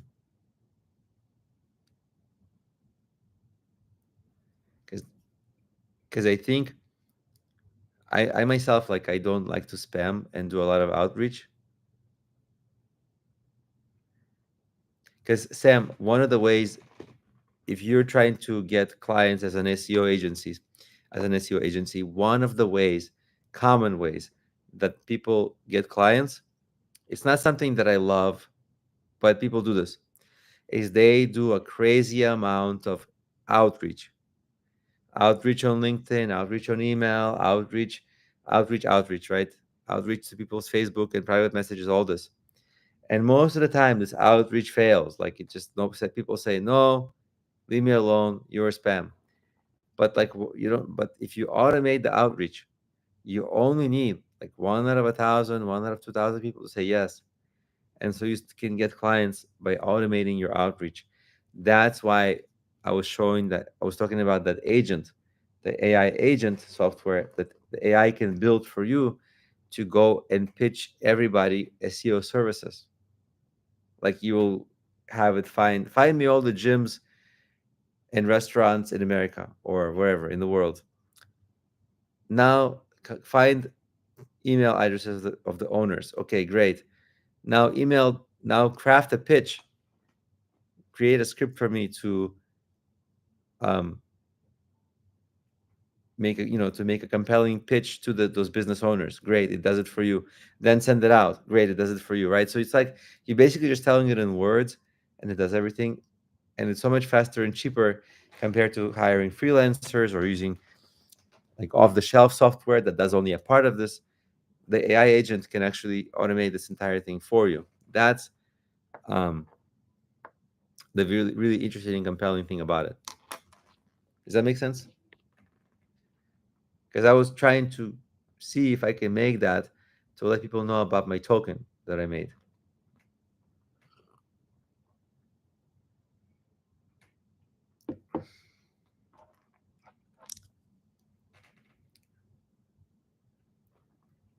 A similar tool can also be made, like, let's say in Mehdi's case, a similar tool can be made, and there's tools like this that exist, but you can still kind of customize your own. You can find people who are talking about League of Legends boosting on social media, and then have an automated message go out to them, say, hey, we have a discount on um, this thing, like League of Legends boosting. Would you like to buy it? Right. So if it's a bot that you made with that software, Replit, then you can just let it run, and it will just go promote for you and hopefully bring you leads, right? So this is like a big topic now, creating these kinds of software customized for your business needs. And by the way, if you create one like that, right, then you can use this for many cases and get hired for people to use this for you, not just you running your business with it. So in your case, you wouldn't get the email. The email you can get if you're targeting, like Sam, he's targeting small businesses. So it's easy for him to get emails because, like, the software can scrape their homepage, their websites, and find the contact information. In your case, you wouldn't need to do it through email. You would just maybe have it monitor like Twitter, and whoever is using League of Legends or League of Legends Boost or all the terms either as hashtags or as just like regular terms, you would have the AI like send them a DM or something, or a message like at that person, hey, you mentioned League of Legends, maybe, or like boosting. Well, we have a discount on boosting going on right now, something like that, right? And you, of course, it's overly simplified because you might just get banned if you send thousands of messages that are identical like that. But something like that, with maybe some variations, or maybe only sending a few a day. But you don't have to be on social media. You can don't have to monitor this. You can just be hanging out, and it can work on your behalf. Um, so um, it's usable across like many use cases. Like, it's just a matter of having to create it. Um, and it might not work out, and it might not be the best thing, but certainly like very interesting.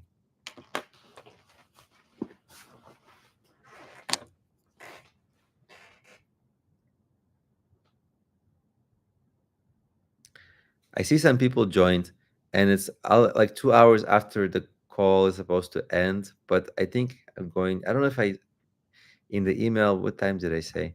Usually it's 2 hours, but this time I was like 10:30. I said 10:30 because I thought, ooh, I'm gonna have second wind. Or actually I was excited to talk about all these things that I talked about today. And I didn't know if you're gonna have time. But I think it's because it's Father's Day tomorrow. On Saturdays, on weekends, actually, these calls get very few people. Like, I seem to, if I do this kind of call on Tuesday, Wednesday, like Thursday, more people join. So I might try to do another one soon this week. Let's see how it goes. Um, is there anything else anybody want to discuss?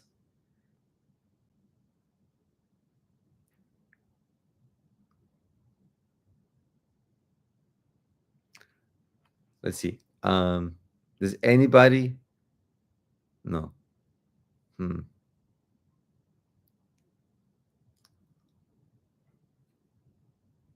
Today there's this thing I'm gonna try to watch after our live stream. The NHL is having, the National Hockey League is having playoffs, and it's the last two teams left, and it's Game 5. It's kind of, I don't watch a lot of it, but it's kind of curious. I'm gonna watch a little bit. It started at 8 my time. Right now it's 10. Let's check if it's worth watching. Let's check the score. 2-0. Okay, worth watching, I guess. Um, yeah, I do like this call. Yeah, Magdi, I do like these calls. Sometimes I get tired. Sometimes I wonder, like, I wish more people join, that kind of thing. But like, yeah, it's fun. It's different, like, because a lot of my work, I'm just like sitting by myself working. Um, Today was extra exciting because I launched my token. I was like, oh, maybe people will get into my token. Maybe they're gonna want to buy it, something like that. I haven't really started promoting it really, so I'm still like pre all this stuff. Um,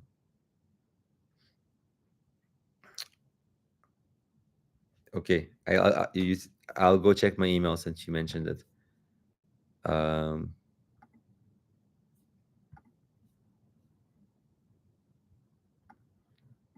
oh, cool.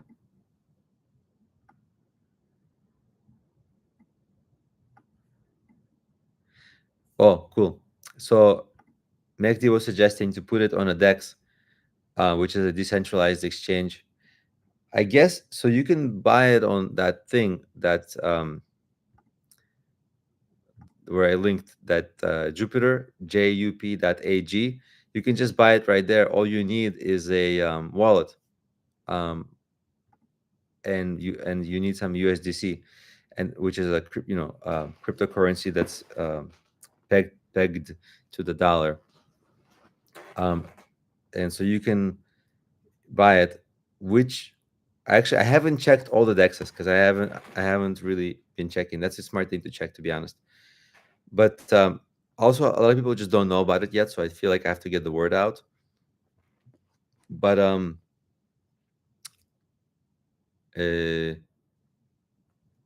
what was I gonna say?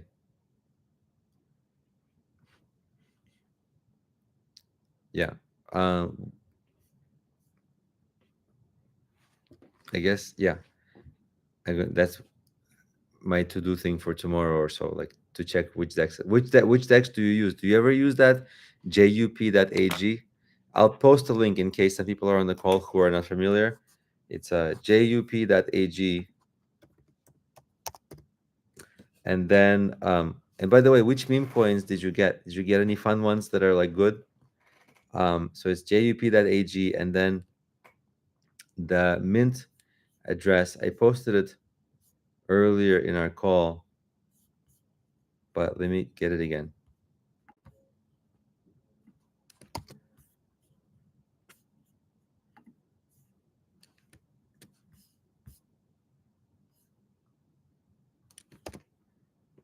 That's the mint address. Docs Dex Screener. Let me check.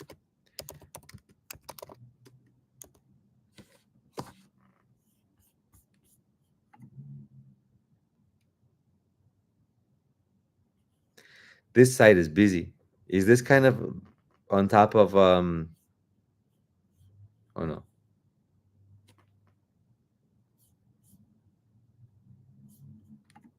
So what happens if I search for my, it finds my token.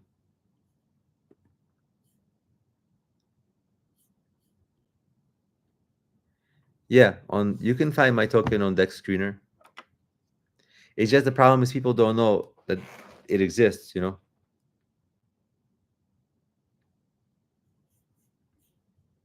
But actually I like the interface of it a little bit more than um the interface on that jup.ag. I'll share my screen for people who aren't familiar. So you bought Trump coin when it was worth 17 US dollars and now it's 70. How did you lose it? Oh, look, you're just saying promote it on Dex Screener. That's not a bad idea. Ah, that's smart. I like this. How much is it to pay? Do you know?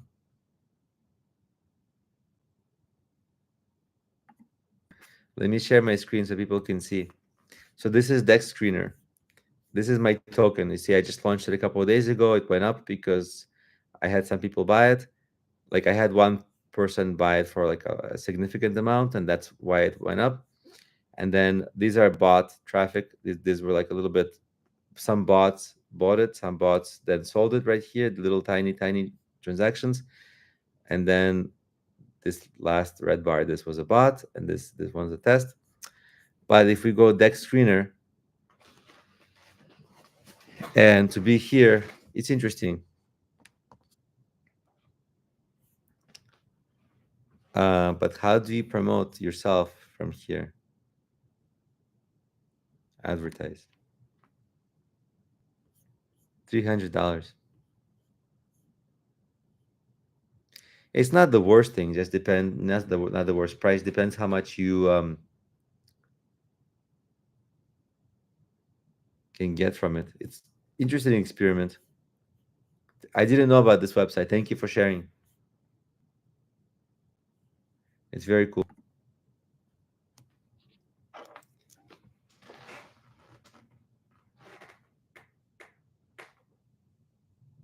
Yeah, $200. It was like $299. Um,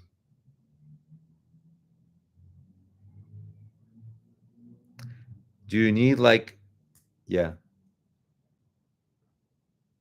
Okay. That's a cool idea.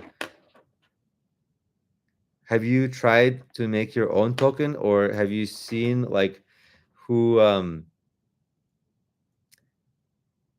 like one thing that I would be worried is like, is people, it's like people who are like just buying for the pump and dump, and then they sell it like a day later. Like it's not something that's really great for the token. Like it's just like it doesn't help. What really helps the token if people buy and invest like they did, like believe it, right?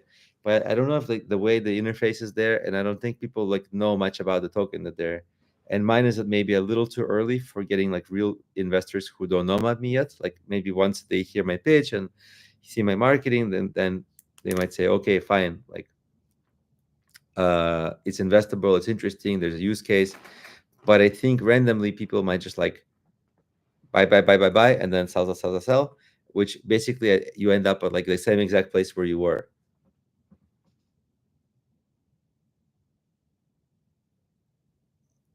Yeah, but I cannot really promote it to the students very much because it's like, first, it's not cool. The students are there for learning, like they're not there to get promoted coin by me. Second, it's actually probably it's against terms of service on Udemy. Yeah, it's against terms of service on Udemy to sell anything or promote anything that's not like a course. You know, there are some ways to promote inside courses, but they're like very ineffective. So I can promote courses, but I cannot promote crypto tokens. Um, so that's an issue. I think like live calls like this is one thing. Um, but maybe when I do like live calls without Udemy students, then it's a little bit more promotional because like I try to be careful to not promote to Udemy students because it's not cool. Because people are there to try to learn and try to get help, not to get like promoted to my crypto stuff.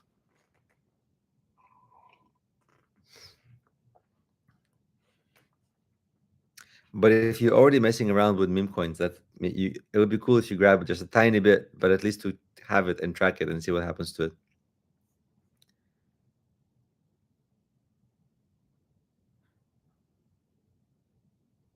You're saying maybe it's related to a software or AI. That's how it can grow. Well, what I was gonna make the way I was gonna grow this thing is because the use case that I have. Well, let me read your comment. Or to get people to purchase your courses using the token. That's what I was thinking. I was actually thinking a part of that is like people will buy the token, and I can send them free coupons to the courses. So I was gonna actually make a page about that on my website. Um, the other thing I was thinking is the real life use case for the token is it's for creative people, right? So like if you're making anything, a website, business, book, the idea that I had was that like you could get funding with this token because it's the fees are so tiny, minuscule compared to like credit card fees or PayPal fees or GoFundMe fees, right? All these fees, not GoFundMe, Patreon fees, which is for creators. And so I thought, and then people don't lose money to inflation, so it's already like 10% better because the fees tend to be like 3 to 5%. Inflation is over 5% if it's real inflation you're counting. And then I thought, the token's like deflationary, so the token is like, you actually give some rewards to the token holders. And then I was thinking that creative people would fund their projects and fundraise by having donors donate to this token or by using the token. And so there would be a lot of buying, like real actual use, right? And then they can tip the creators by using this token, all these kinds of things. So that's what I was thinking for for like how to get people interested in this token. It's still like, we'll see. I have some ideas. We'll see how they'll work out. Um, but I'm excited about it. I talked to a few people who are like artsy, and they were very excited. People are surprisingly excited, even less about the use case that I'm talking about, but more like they're like, I can get it at a tenth of a penny. I'm gonna get so much because if it goes to $1, then it's like because they're thinking in their mind like, oh, it's gonna really go high. But I'm like personally me, I'm thinking more like the real sustainability for it and use case and like having really good actual like tokenomics. Like I don't want it to be like a pump and dump. I want it to be like a real thing. So that's kind of this token. But having people buy the token, and for that, um, get free access to like courses or other stuff. That's a cool idea. Um, yeah, I just kind of need to do it so that like I don't irritate the students, because some students, some people, they're like open to cryptocurrency, but some students are like, or some people in general, they're like, I hate cryptocurrency so much, and I think it's a scam. Like you can't convince them. Um, so, and when you create public things like a course, there's going to be some people who like crypto, some people who hate it, and so if people who hate it, they might react poorly. I don't know. So I have some marketing planned, like a lot of marketing planned for it, just like really grow it. And because I'm kind of been good at marketing, because like I have a million students on Udemy, so I know marketing. um so we'll see how it goes for this one. I'm excited about it. Also, it's a nice new project for me, because I've been doing courses for so many years that it's nice to add like something new to do, because a lot of my day is just like filming videos, editing videos, filming videos, editing videos, filming videos, editing videos. So it'll give me something different, you know. What kind of meme coins, other than that coin you mentioned, what kind of meme coins do you like?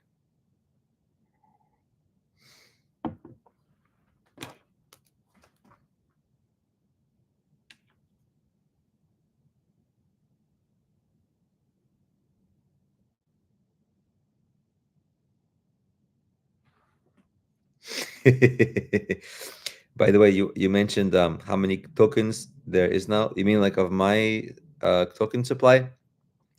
My initial supply was like 100 million tokens, but the liquidity pool only has 10 million tokens. Um, so that's my token. The tradable is like 10 million, and then the rest I reserved for like airdrops and rewards for investors and stuff like that. So it's still kind of early days. And then fart coin is the one that you like. Is that really like a thing? Like people are gonna make money from this? Let's look it up. Fart coin. Technology has really brought us forward. This thing is trading above $1,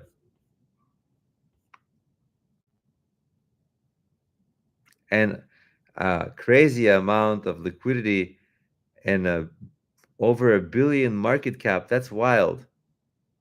Fart coin. Wow. Let's check 3 months. It kind of went up, up, up, up, up, then down. 1 year chart.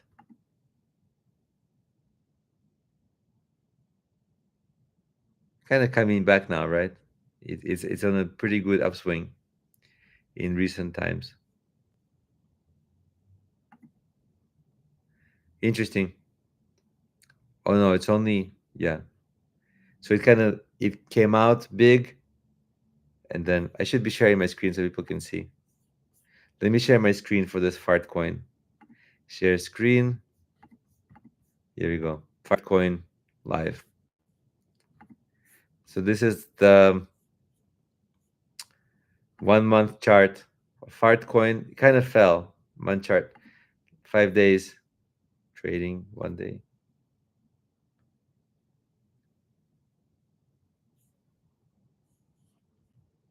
Here's the.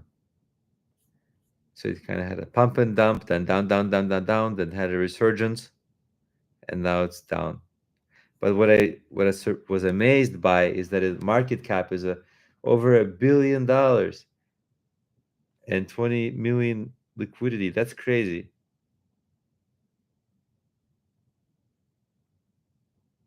That is nuts. For a fart coin, it's not even like a real thing. Wild. Let me check the comments.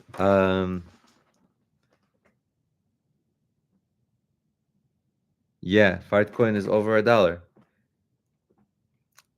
And then And there's a 1 billion coin means if you buy it at the moment it was launched, it would be insane. Yeah, yeah. But it's hard to buy when it's launched because I think it's hard to know, you know. My coin is actually at the price where it's launched because I'm not doing this crazy pump and dump. I'm just gonna do like my own marketing over time, and I'm gonna try to get like actual reasonable investors into it. So uh mine is actually a good time. Not that I'm promoting mine, but I'm kind of it's really hard to like not mention mine. I'm like mine, because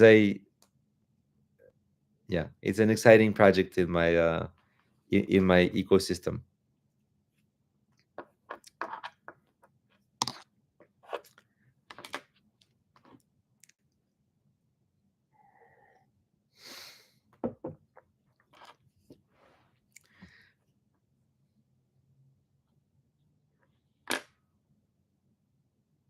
In SoulScan, you know, actually, I think I need to fill out a form for SoulScan for it to be like it either needs more volume or it needs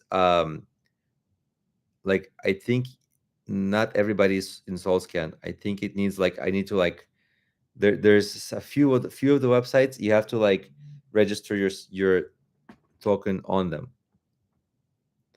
I'm also kind of mad that it is not on SoulScan.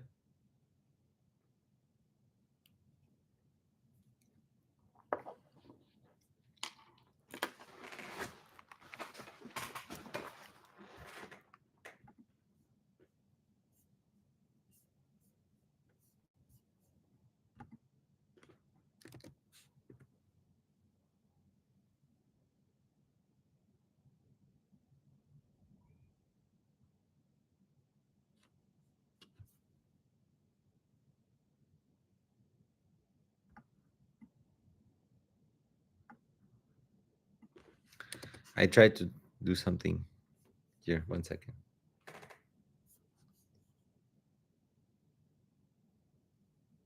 Oh well, I'll do it after the call. But let me see. Let me read the comments.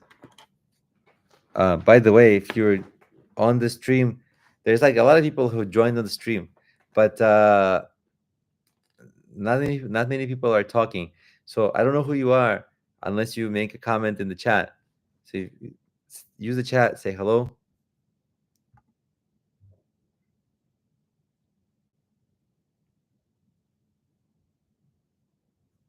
Say hello in the chat. Introduce yourself. Tell me what you're working on, especially if you're coming from Udemy. Let me quickly read the chat. So if someone purchases worth of 10 USD, how many tokens he gets? I think it's pretty easy to calculate. Let me check. I'll tell you. You get a lot of tokens.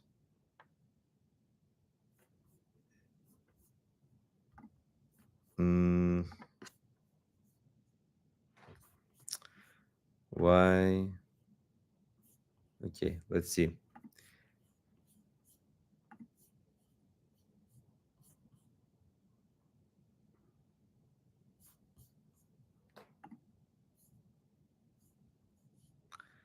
Okay, so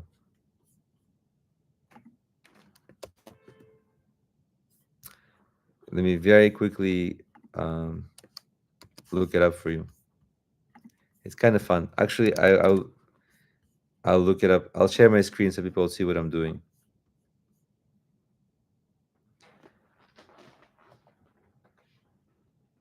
Hello. We have a new person in the chat. Kanika Garg. How to start affiliate marketing reliable platform. Okay, let me get to that 1 second. I was just answering another question. So let me show you. So we're talking about meme coins because I made my own token. So let me show you. So I've got this Spark token. And if I say I want to buy it, so instead of Sol, I wanted to do it with USDC. So if you say 10 USDC, so you will get 9,400 Spark tokens. See? because it's right now it's like point, it's a tenth of a penny. So that's how.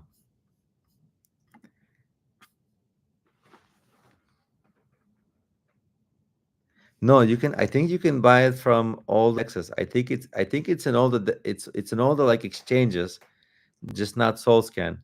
But you should be able to buy it. Like what you need. Let me share my screen again. I share and I share. What the way it's supposed to be easy is like you need like a wallet. Like see here, I have like my Phantom wallet, which is like the Solana based wallet. And then when you have this wallet, um, and you connect your Jupiter to your wallet, like see, just like connect, disconnect wallet. Uh, it's super easy to buy, but you need the USDC because right, it's paired with USDC because you cannot buy it with um, Solana. Oh, cool. Yeah, if you're using Phantom, you just need USDC and you need um, a little bit of Solana to fund the transaction, the transaction fee, and then you'll be okay, actually. Let me quickly answer Kanika's question. I think so. Okay, so let me ask your question, answer your question again, and then I'll answer the other question. So to buy it with Solana, you can, not now. To buy it with Solana, what I have to do is create a liquidity pool based paired with Solana, right? Because right now it's paired with USDC, which I chose because it's so easy to do the math. Because the USDC is it's pegged to the dollar, so you can tell. Like your question was like, what if I buy $10 worth? But $10 worth of Solana is like point something of Solana. It's like the math becomes really hard. So I thought for new people, it would be easy to just buy it with USDC. But if I create like a liquidity pool for Solana, I would have to like create two liquidity pools, which I can do, but like I just created one so far only, and I didn't really plan to create a second liquidity pool anytime soon, but I might, because yeah, it's easier to buy it with Solana, right? I just thought a lot of my investors would be like not like technical Solana people, but more like people who um, are like more the artsy people who I have to kind of onboard and educate, that kind of thing. So yeah, that's why I don't have. You cannot buy with Sol now, but it's so easy to swap your Sol for USDC and then buy it, or just buy USDC because it's anyway pegged to the dollar. So yeah, let me try to answer Kanika's question. So how to start off affiliate market? Sorry, I've been on this call for 2.5 hours, so I'm a little losing my voice and brain. So question is how to start affiliate marketing, reliable platform. I guess if you need a reliable um there I don't know what you mean by platform, because I don't know if you mean like aggregator sites that have a lot of affiliate products, or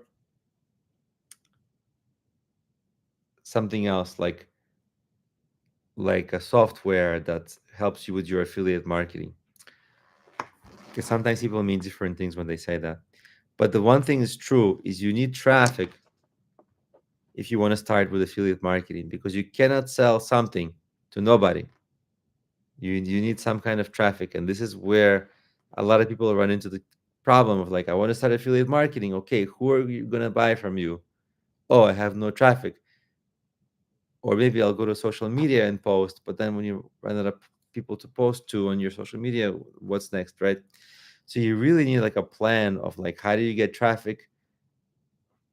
And the first question that comes up is, okay, what is going to be my traffic interested in?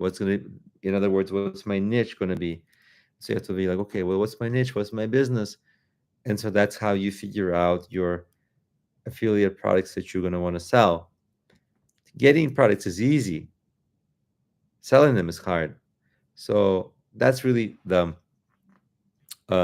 difficult thing about affiliate marketing. So my recommendation would be to um, find a niche, plan a long-term business in it, and start getting clients organically, maybe by posting on social media, blogging, and other ways, but not thinking, okay, sign up somewhere else, run ads, hope for the best. Because the run ads, hope for the best doesn't end up in the best case scenario anyway.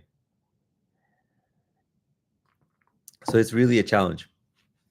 Um, Let me catch up with the. If you have more questions, please feel welcome to post them. I know that was not like a in-depth explanation, but let me catch up with the comments. Yes, in Phantom it's so easy, but I don't think people who ever used Phantom can do it. I think because you don't buy your crypto in Phantom, I think you buy it somewhere else, like Coinbase or somewhere else, and then you send it to your Phantom wallet. And from Phantom wallet, it's super easy to buy stuff.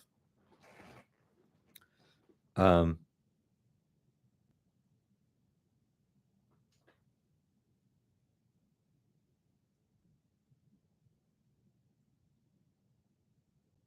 but it's a really good idea to give people discounts if they buy the crypto token, because any purchase will make like all the tokens go up. Um, not only is good for the investors, but it's also good for me because I have a bunch. So it's like a smart idea. I think we're like working through on this call. Um, hmm, very interesting. I think it's good also for like tech, crypto people, because non-crypto people, it's very hard to onboard them. By the time they onboard, like they'll get lost. I was making a tutorial for how to onboard onto this thing, and the tutorial is like 20 minutes. Sign up for here, sign up for there, sign up for there, transfer there. It was like, and so,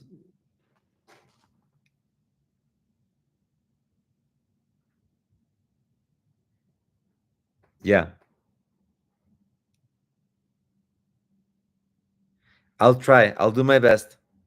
I'll do my best. Actually, if I feel like a responsibility, because there's already like one person who invested like $500, and I'm like, it's like it's not little, right? It's not like insane amount, but it's like it's not little.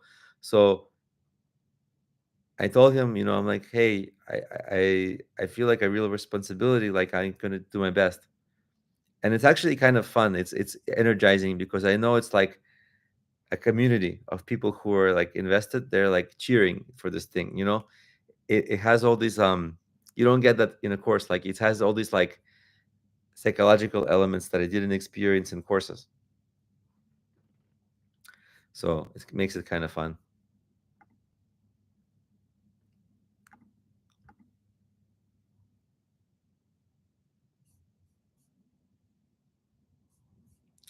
Let me check just one thing.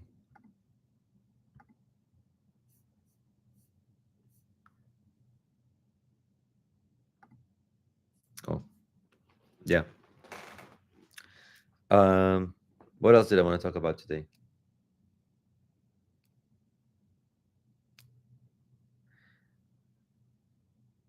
The fasting. Oh, right. So I'm doing this fasting thing, and I last time I ate yesterday at 6 p.m. Now it's like 10:30. So I'm at 30 and a half hours in, maybe 31 hours into my fast.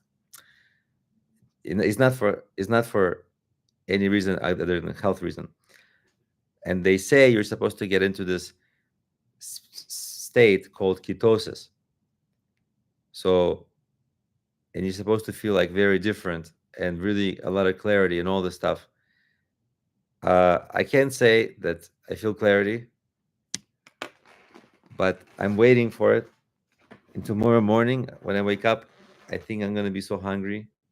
I'm just gonna eat the whole refrigerator. Yeah, it's like 30 hours. And it's not like really that hard. Like I went even to exercise today. I went for a long walk.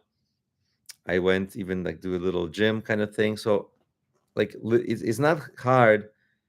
And I used to be one of these people who'd be like, I need to eat every few hours. And I couldn't imagine fasting that long. And then I tried it. And then I'm like, well, it's like something happened. You just like when you're trying it, okay, I'm trying it. And you give yourself a goal, like I'm eating tomorrow morning.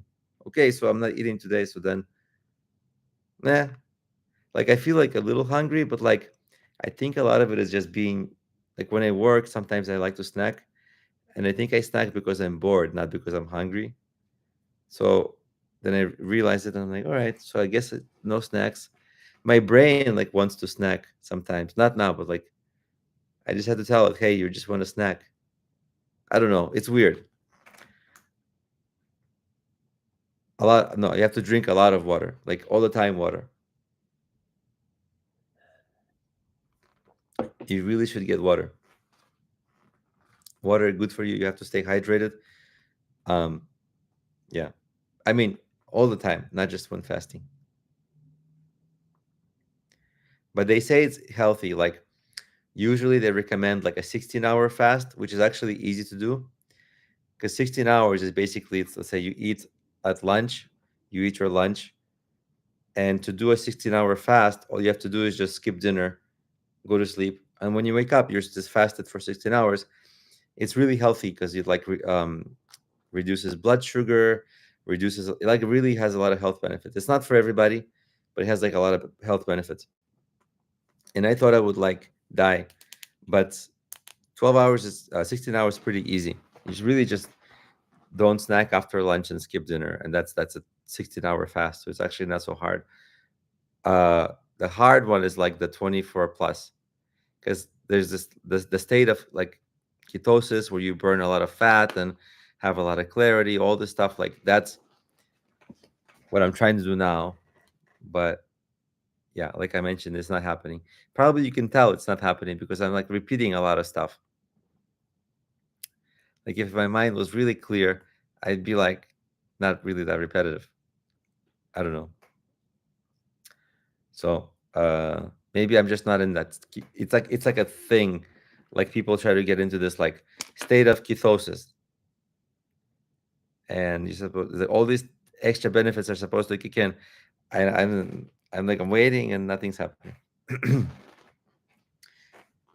So anyway, that's exciting. Uh, yeah, maybe tomorrow I'll wake up and I won't be too hungry.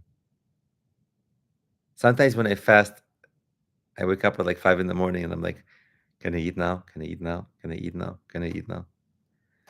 Um, yeah, but it's not as hard as it seems when you're not doing it. It seemed like impossible to me. But then once you're doing it, you're like, okay, I'm doing it. Now, can I do it for 24 more hours? Let's say I wake up tomorrow.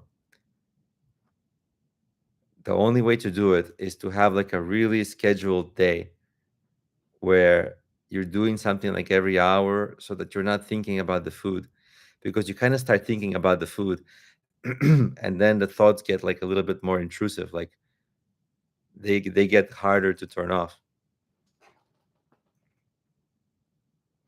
Yeah, 30 hours is a lot. I don't feel bad or like physically I don't feel tired. Mentally, I feel like my voice is like I'm losing my voice a little bit because too much talking. But you just have to kind of plan your day. Like if your day is stressful, it'll be really hard not to eat for 30 hours because you need like kind of at least for me, like I feel like you need to cope with the stress, have breaks, all this kind of stuff. But if your day is relaxed, it's way easier to fast for me at least. Because I'm like, oh, okay, nothing's bothering me. My mind is not really like too stressed out about stuff. Okay, just don't have to eat. Can do some little activities here and there, but if I stressed, I couldn't do this.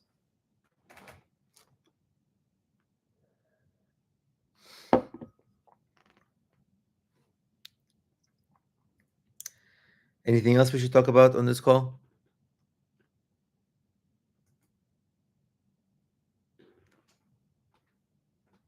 Uh, let's see.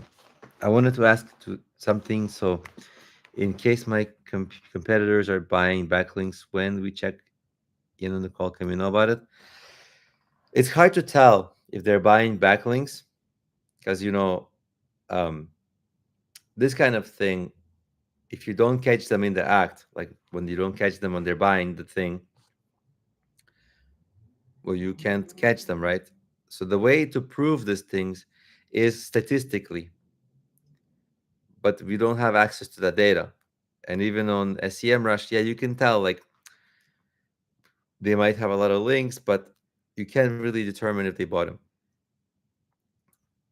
Um, but I don't think it matters that much now. So like this whole idea of link building, it's an idea from like 15 years ago. It was super important.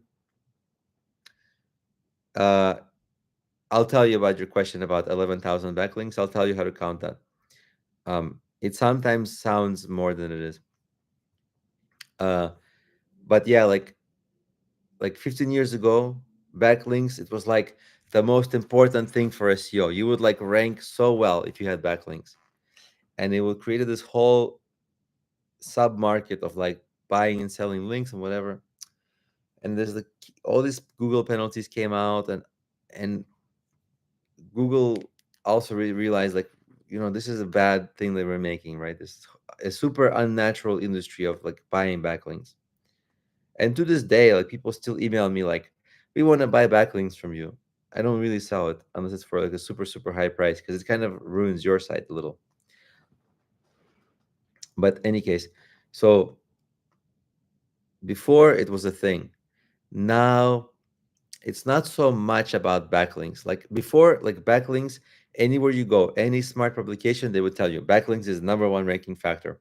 Today is not, because why do you need backlinks? So that Google can determine if your site is good. If it's good, other people are linking to it.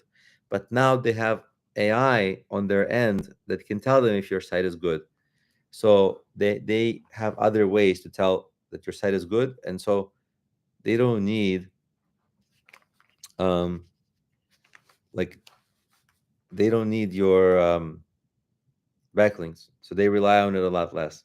They still rely on it, but now it's in the form of like social proof. Like if you're really getting a lot of attention in your industry and people are talking about your site, like let's say you make a sale and it's like a super sale, right? Like, you know how you're selling the stuff for the game, but let's say instead of a regular price, you like super super discounted, but you really want to get people to talking about your sale because it's like the cheapest place you can get it. And then suddenly when people talk about it, like mention your brand online, don't even have to link to it, mention on social media, Google sees that and they weigh that. So today you need, that can save you from having to get links, which will be a big help because getting links is super annoying. Like you have to do outreach to different websites and wait for them to reply, see if they reply, whatever, all these things. Now one quick thing, so you asked about the backlinks in you have the backlinks report in SEMrush. The challenge with the backlinks report is not the challenge, but the way to read it is you don't care about the total backlinks, you care about the referring domains. Can you find that metric about the referring domains? The reason that metric is so important is because one site, let's say it's a blog, on the blog, like let's say a blog can have like 10,000 posts, right? But on the right side of the blog, there's like um, links, like in a template. So that means a link can appear on one site 10,000 times if it's in a website's template. And so it might be something like that. Usually there's like way fewer referring domains than referring pages. So you really want to find referring domains. Probably it will still be a lot of referring domains, but then you can at least go, there'll be like a much more reasonable number probably. And then you can go and check out uh, details of them. Like If it's some kind of website that maybe you can reach out to, sometimes they have a blog. Might say, hey, what about mention me on your blog? They might do it.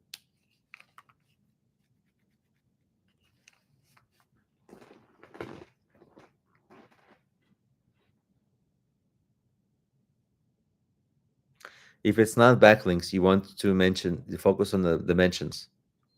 So mentions can still be in the form of backlinks, in the form of just brand mentions. When people say, your company, it's different. Like, I know it's confusing, right? Because it's like backlinks versus, well, mentions are backlinks, right? So it's kind of the same thing. But really, today you want a little bit of buzz around your business. Um, some of that buzz will be in the form of backlinks, but you need like other just people talking about you. Before, people would like go to some blog, pay the blog, or incentivize in some other way and say, link to us. And those kinds of like links, they're still good, but like, mm, it's just that I think overall strategy is kind of going away.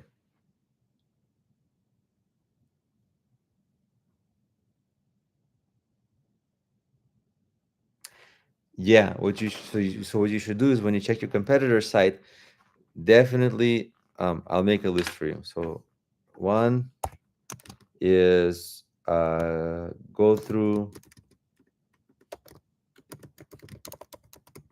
referring domains and find where the links are from,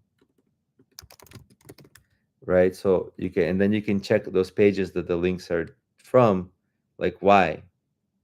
Sometimes it might make sense, sometimes it might make no sense, but at least you want to get a pattern and then see how they built.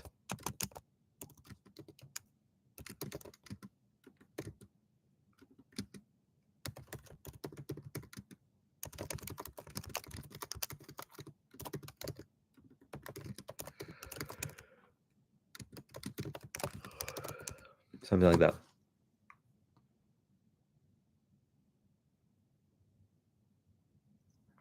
So if they got 1.5 thousand referring domains, it means 1.5 thousand domains linked to them, different websites. And out of the 1,500 websites, they got a lot of websites had multiple links. So they got 11,000 total links, but out of only 1,500 websites. So what you might do is an SEM rush, look at the websites and see. What you might find is a lot of them are like spammy websites. Maybe they posted on some spammy forums, maybe something like you just gotta go through it and see, oh, this looks like super garbage website, super garbage website. And so a lot of that 1,500 referring domains is kind of like spam stuff. It's just kind of sometimes how it is. I can't tell it, I can't see it, so I can't guarantee it, but like often it's a little like that. And so um, even though it's 1,100 domains, those, if it's spammy ones, a lot of them, they're hurting more than they're helping. So it is that the number, and especially if there's a lot of the domains that are bad, that have a lot of links that are bad, the number is like, it looks scary at first, like how in the world am I going to get 1,500 websites to link to me? How am I in the world going to get 10,000 links, right? It's so hard. But then the real number is so much smaller when you look at only the legitimate ones. You don't, and I think the value of the content maybe is going to push you over the top. You don't need as many backlinks if you have really good content. Um,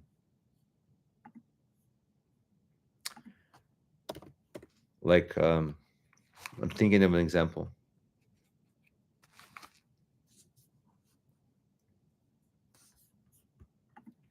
Oh, the game that I was gonna watch is over.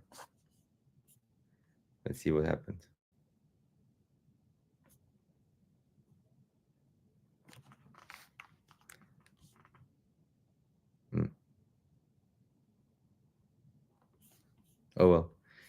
They have elimination game on Tuesday, I think.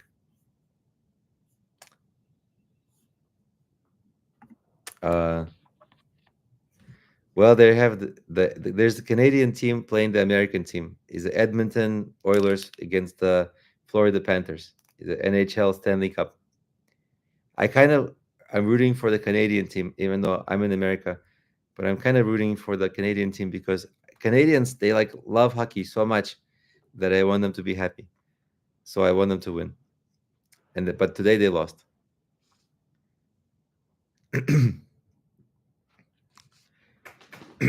They also have this player who's like the Messi of hockey.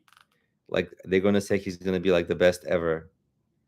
Um, Connor McDavid. He's like super fast, and so he's kind of fun to watch because he does like crazy things every game. But anyway, we're getting away from all this stuff. Uh, where were we? Oh yeah, the keyword. So you'll find that a lot of your competitors, just like their backlinks aren't all that good. So don't worry about the number.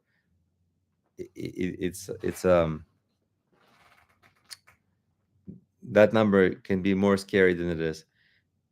And a lot of times the links maybe they got them like years ago because League of Legends is an older game, right? Like it's like over 10 years old kind of thing. If so, maybe then a lot of those links were from before. So a lot of times if your content is good, the on-page stuff, then your um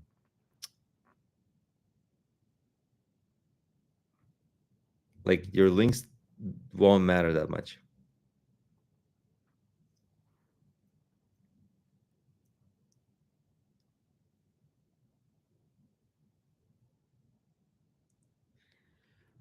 Uh if it's for other video games, it might be like a way bigger market. So I think you might be um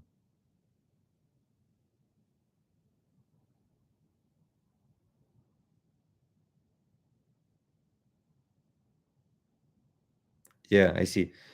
So, you could hmm, let's continue to think about it because I think we're almost like 3 hours on the live stream and I'm just losing my voice. Like I hear it like, "Rah," and it takes a little while to come back, like, because that's bad for your throat if your voice is like that. So I'm gonna try to like preserve my throat a little bit. And also, it's 11 p.m. here. I should go to sleep so that I can wake up and eat.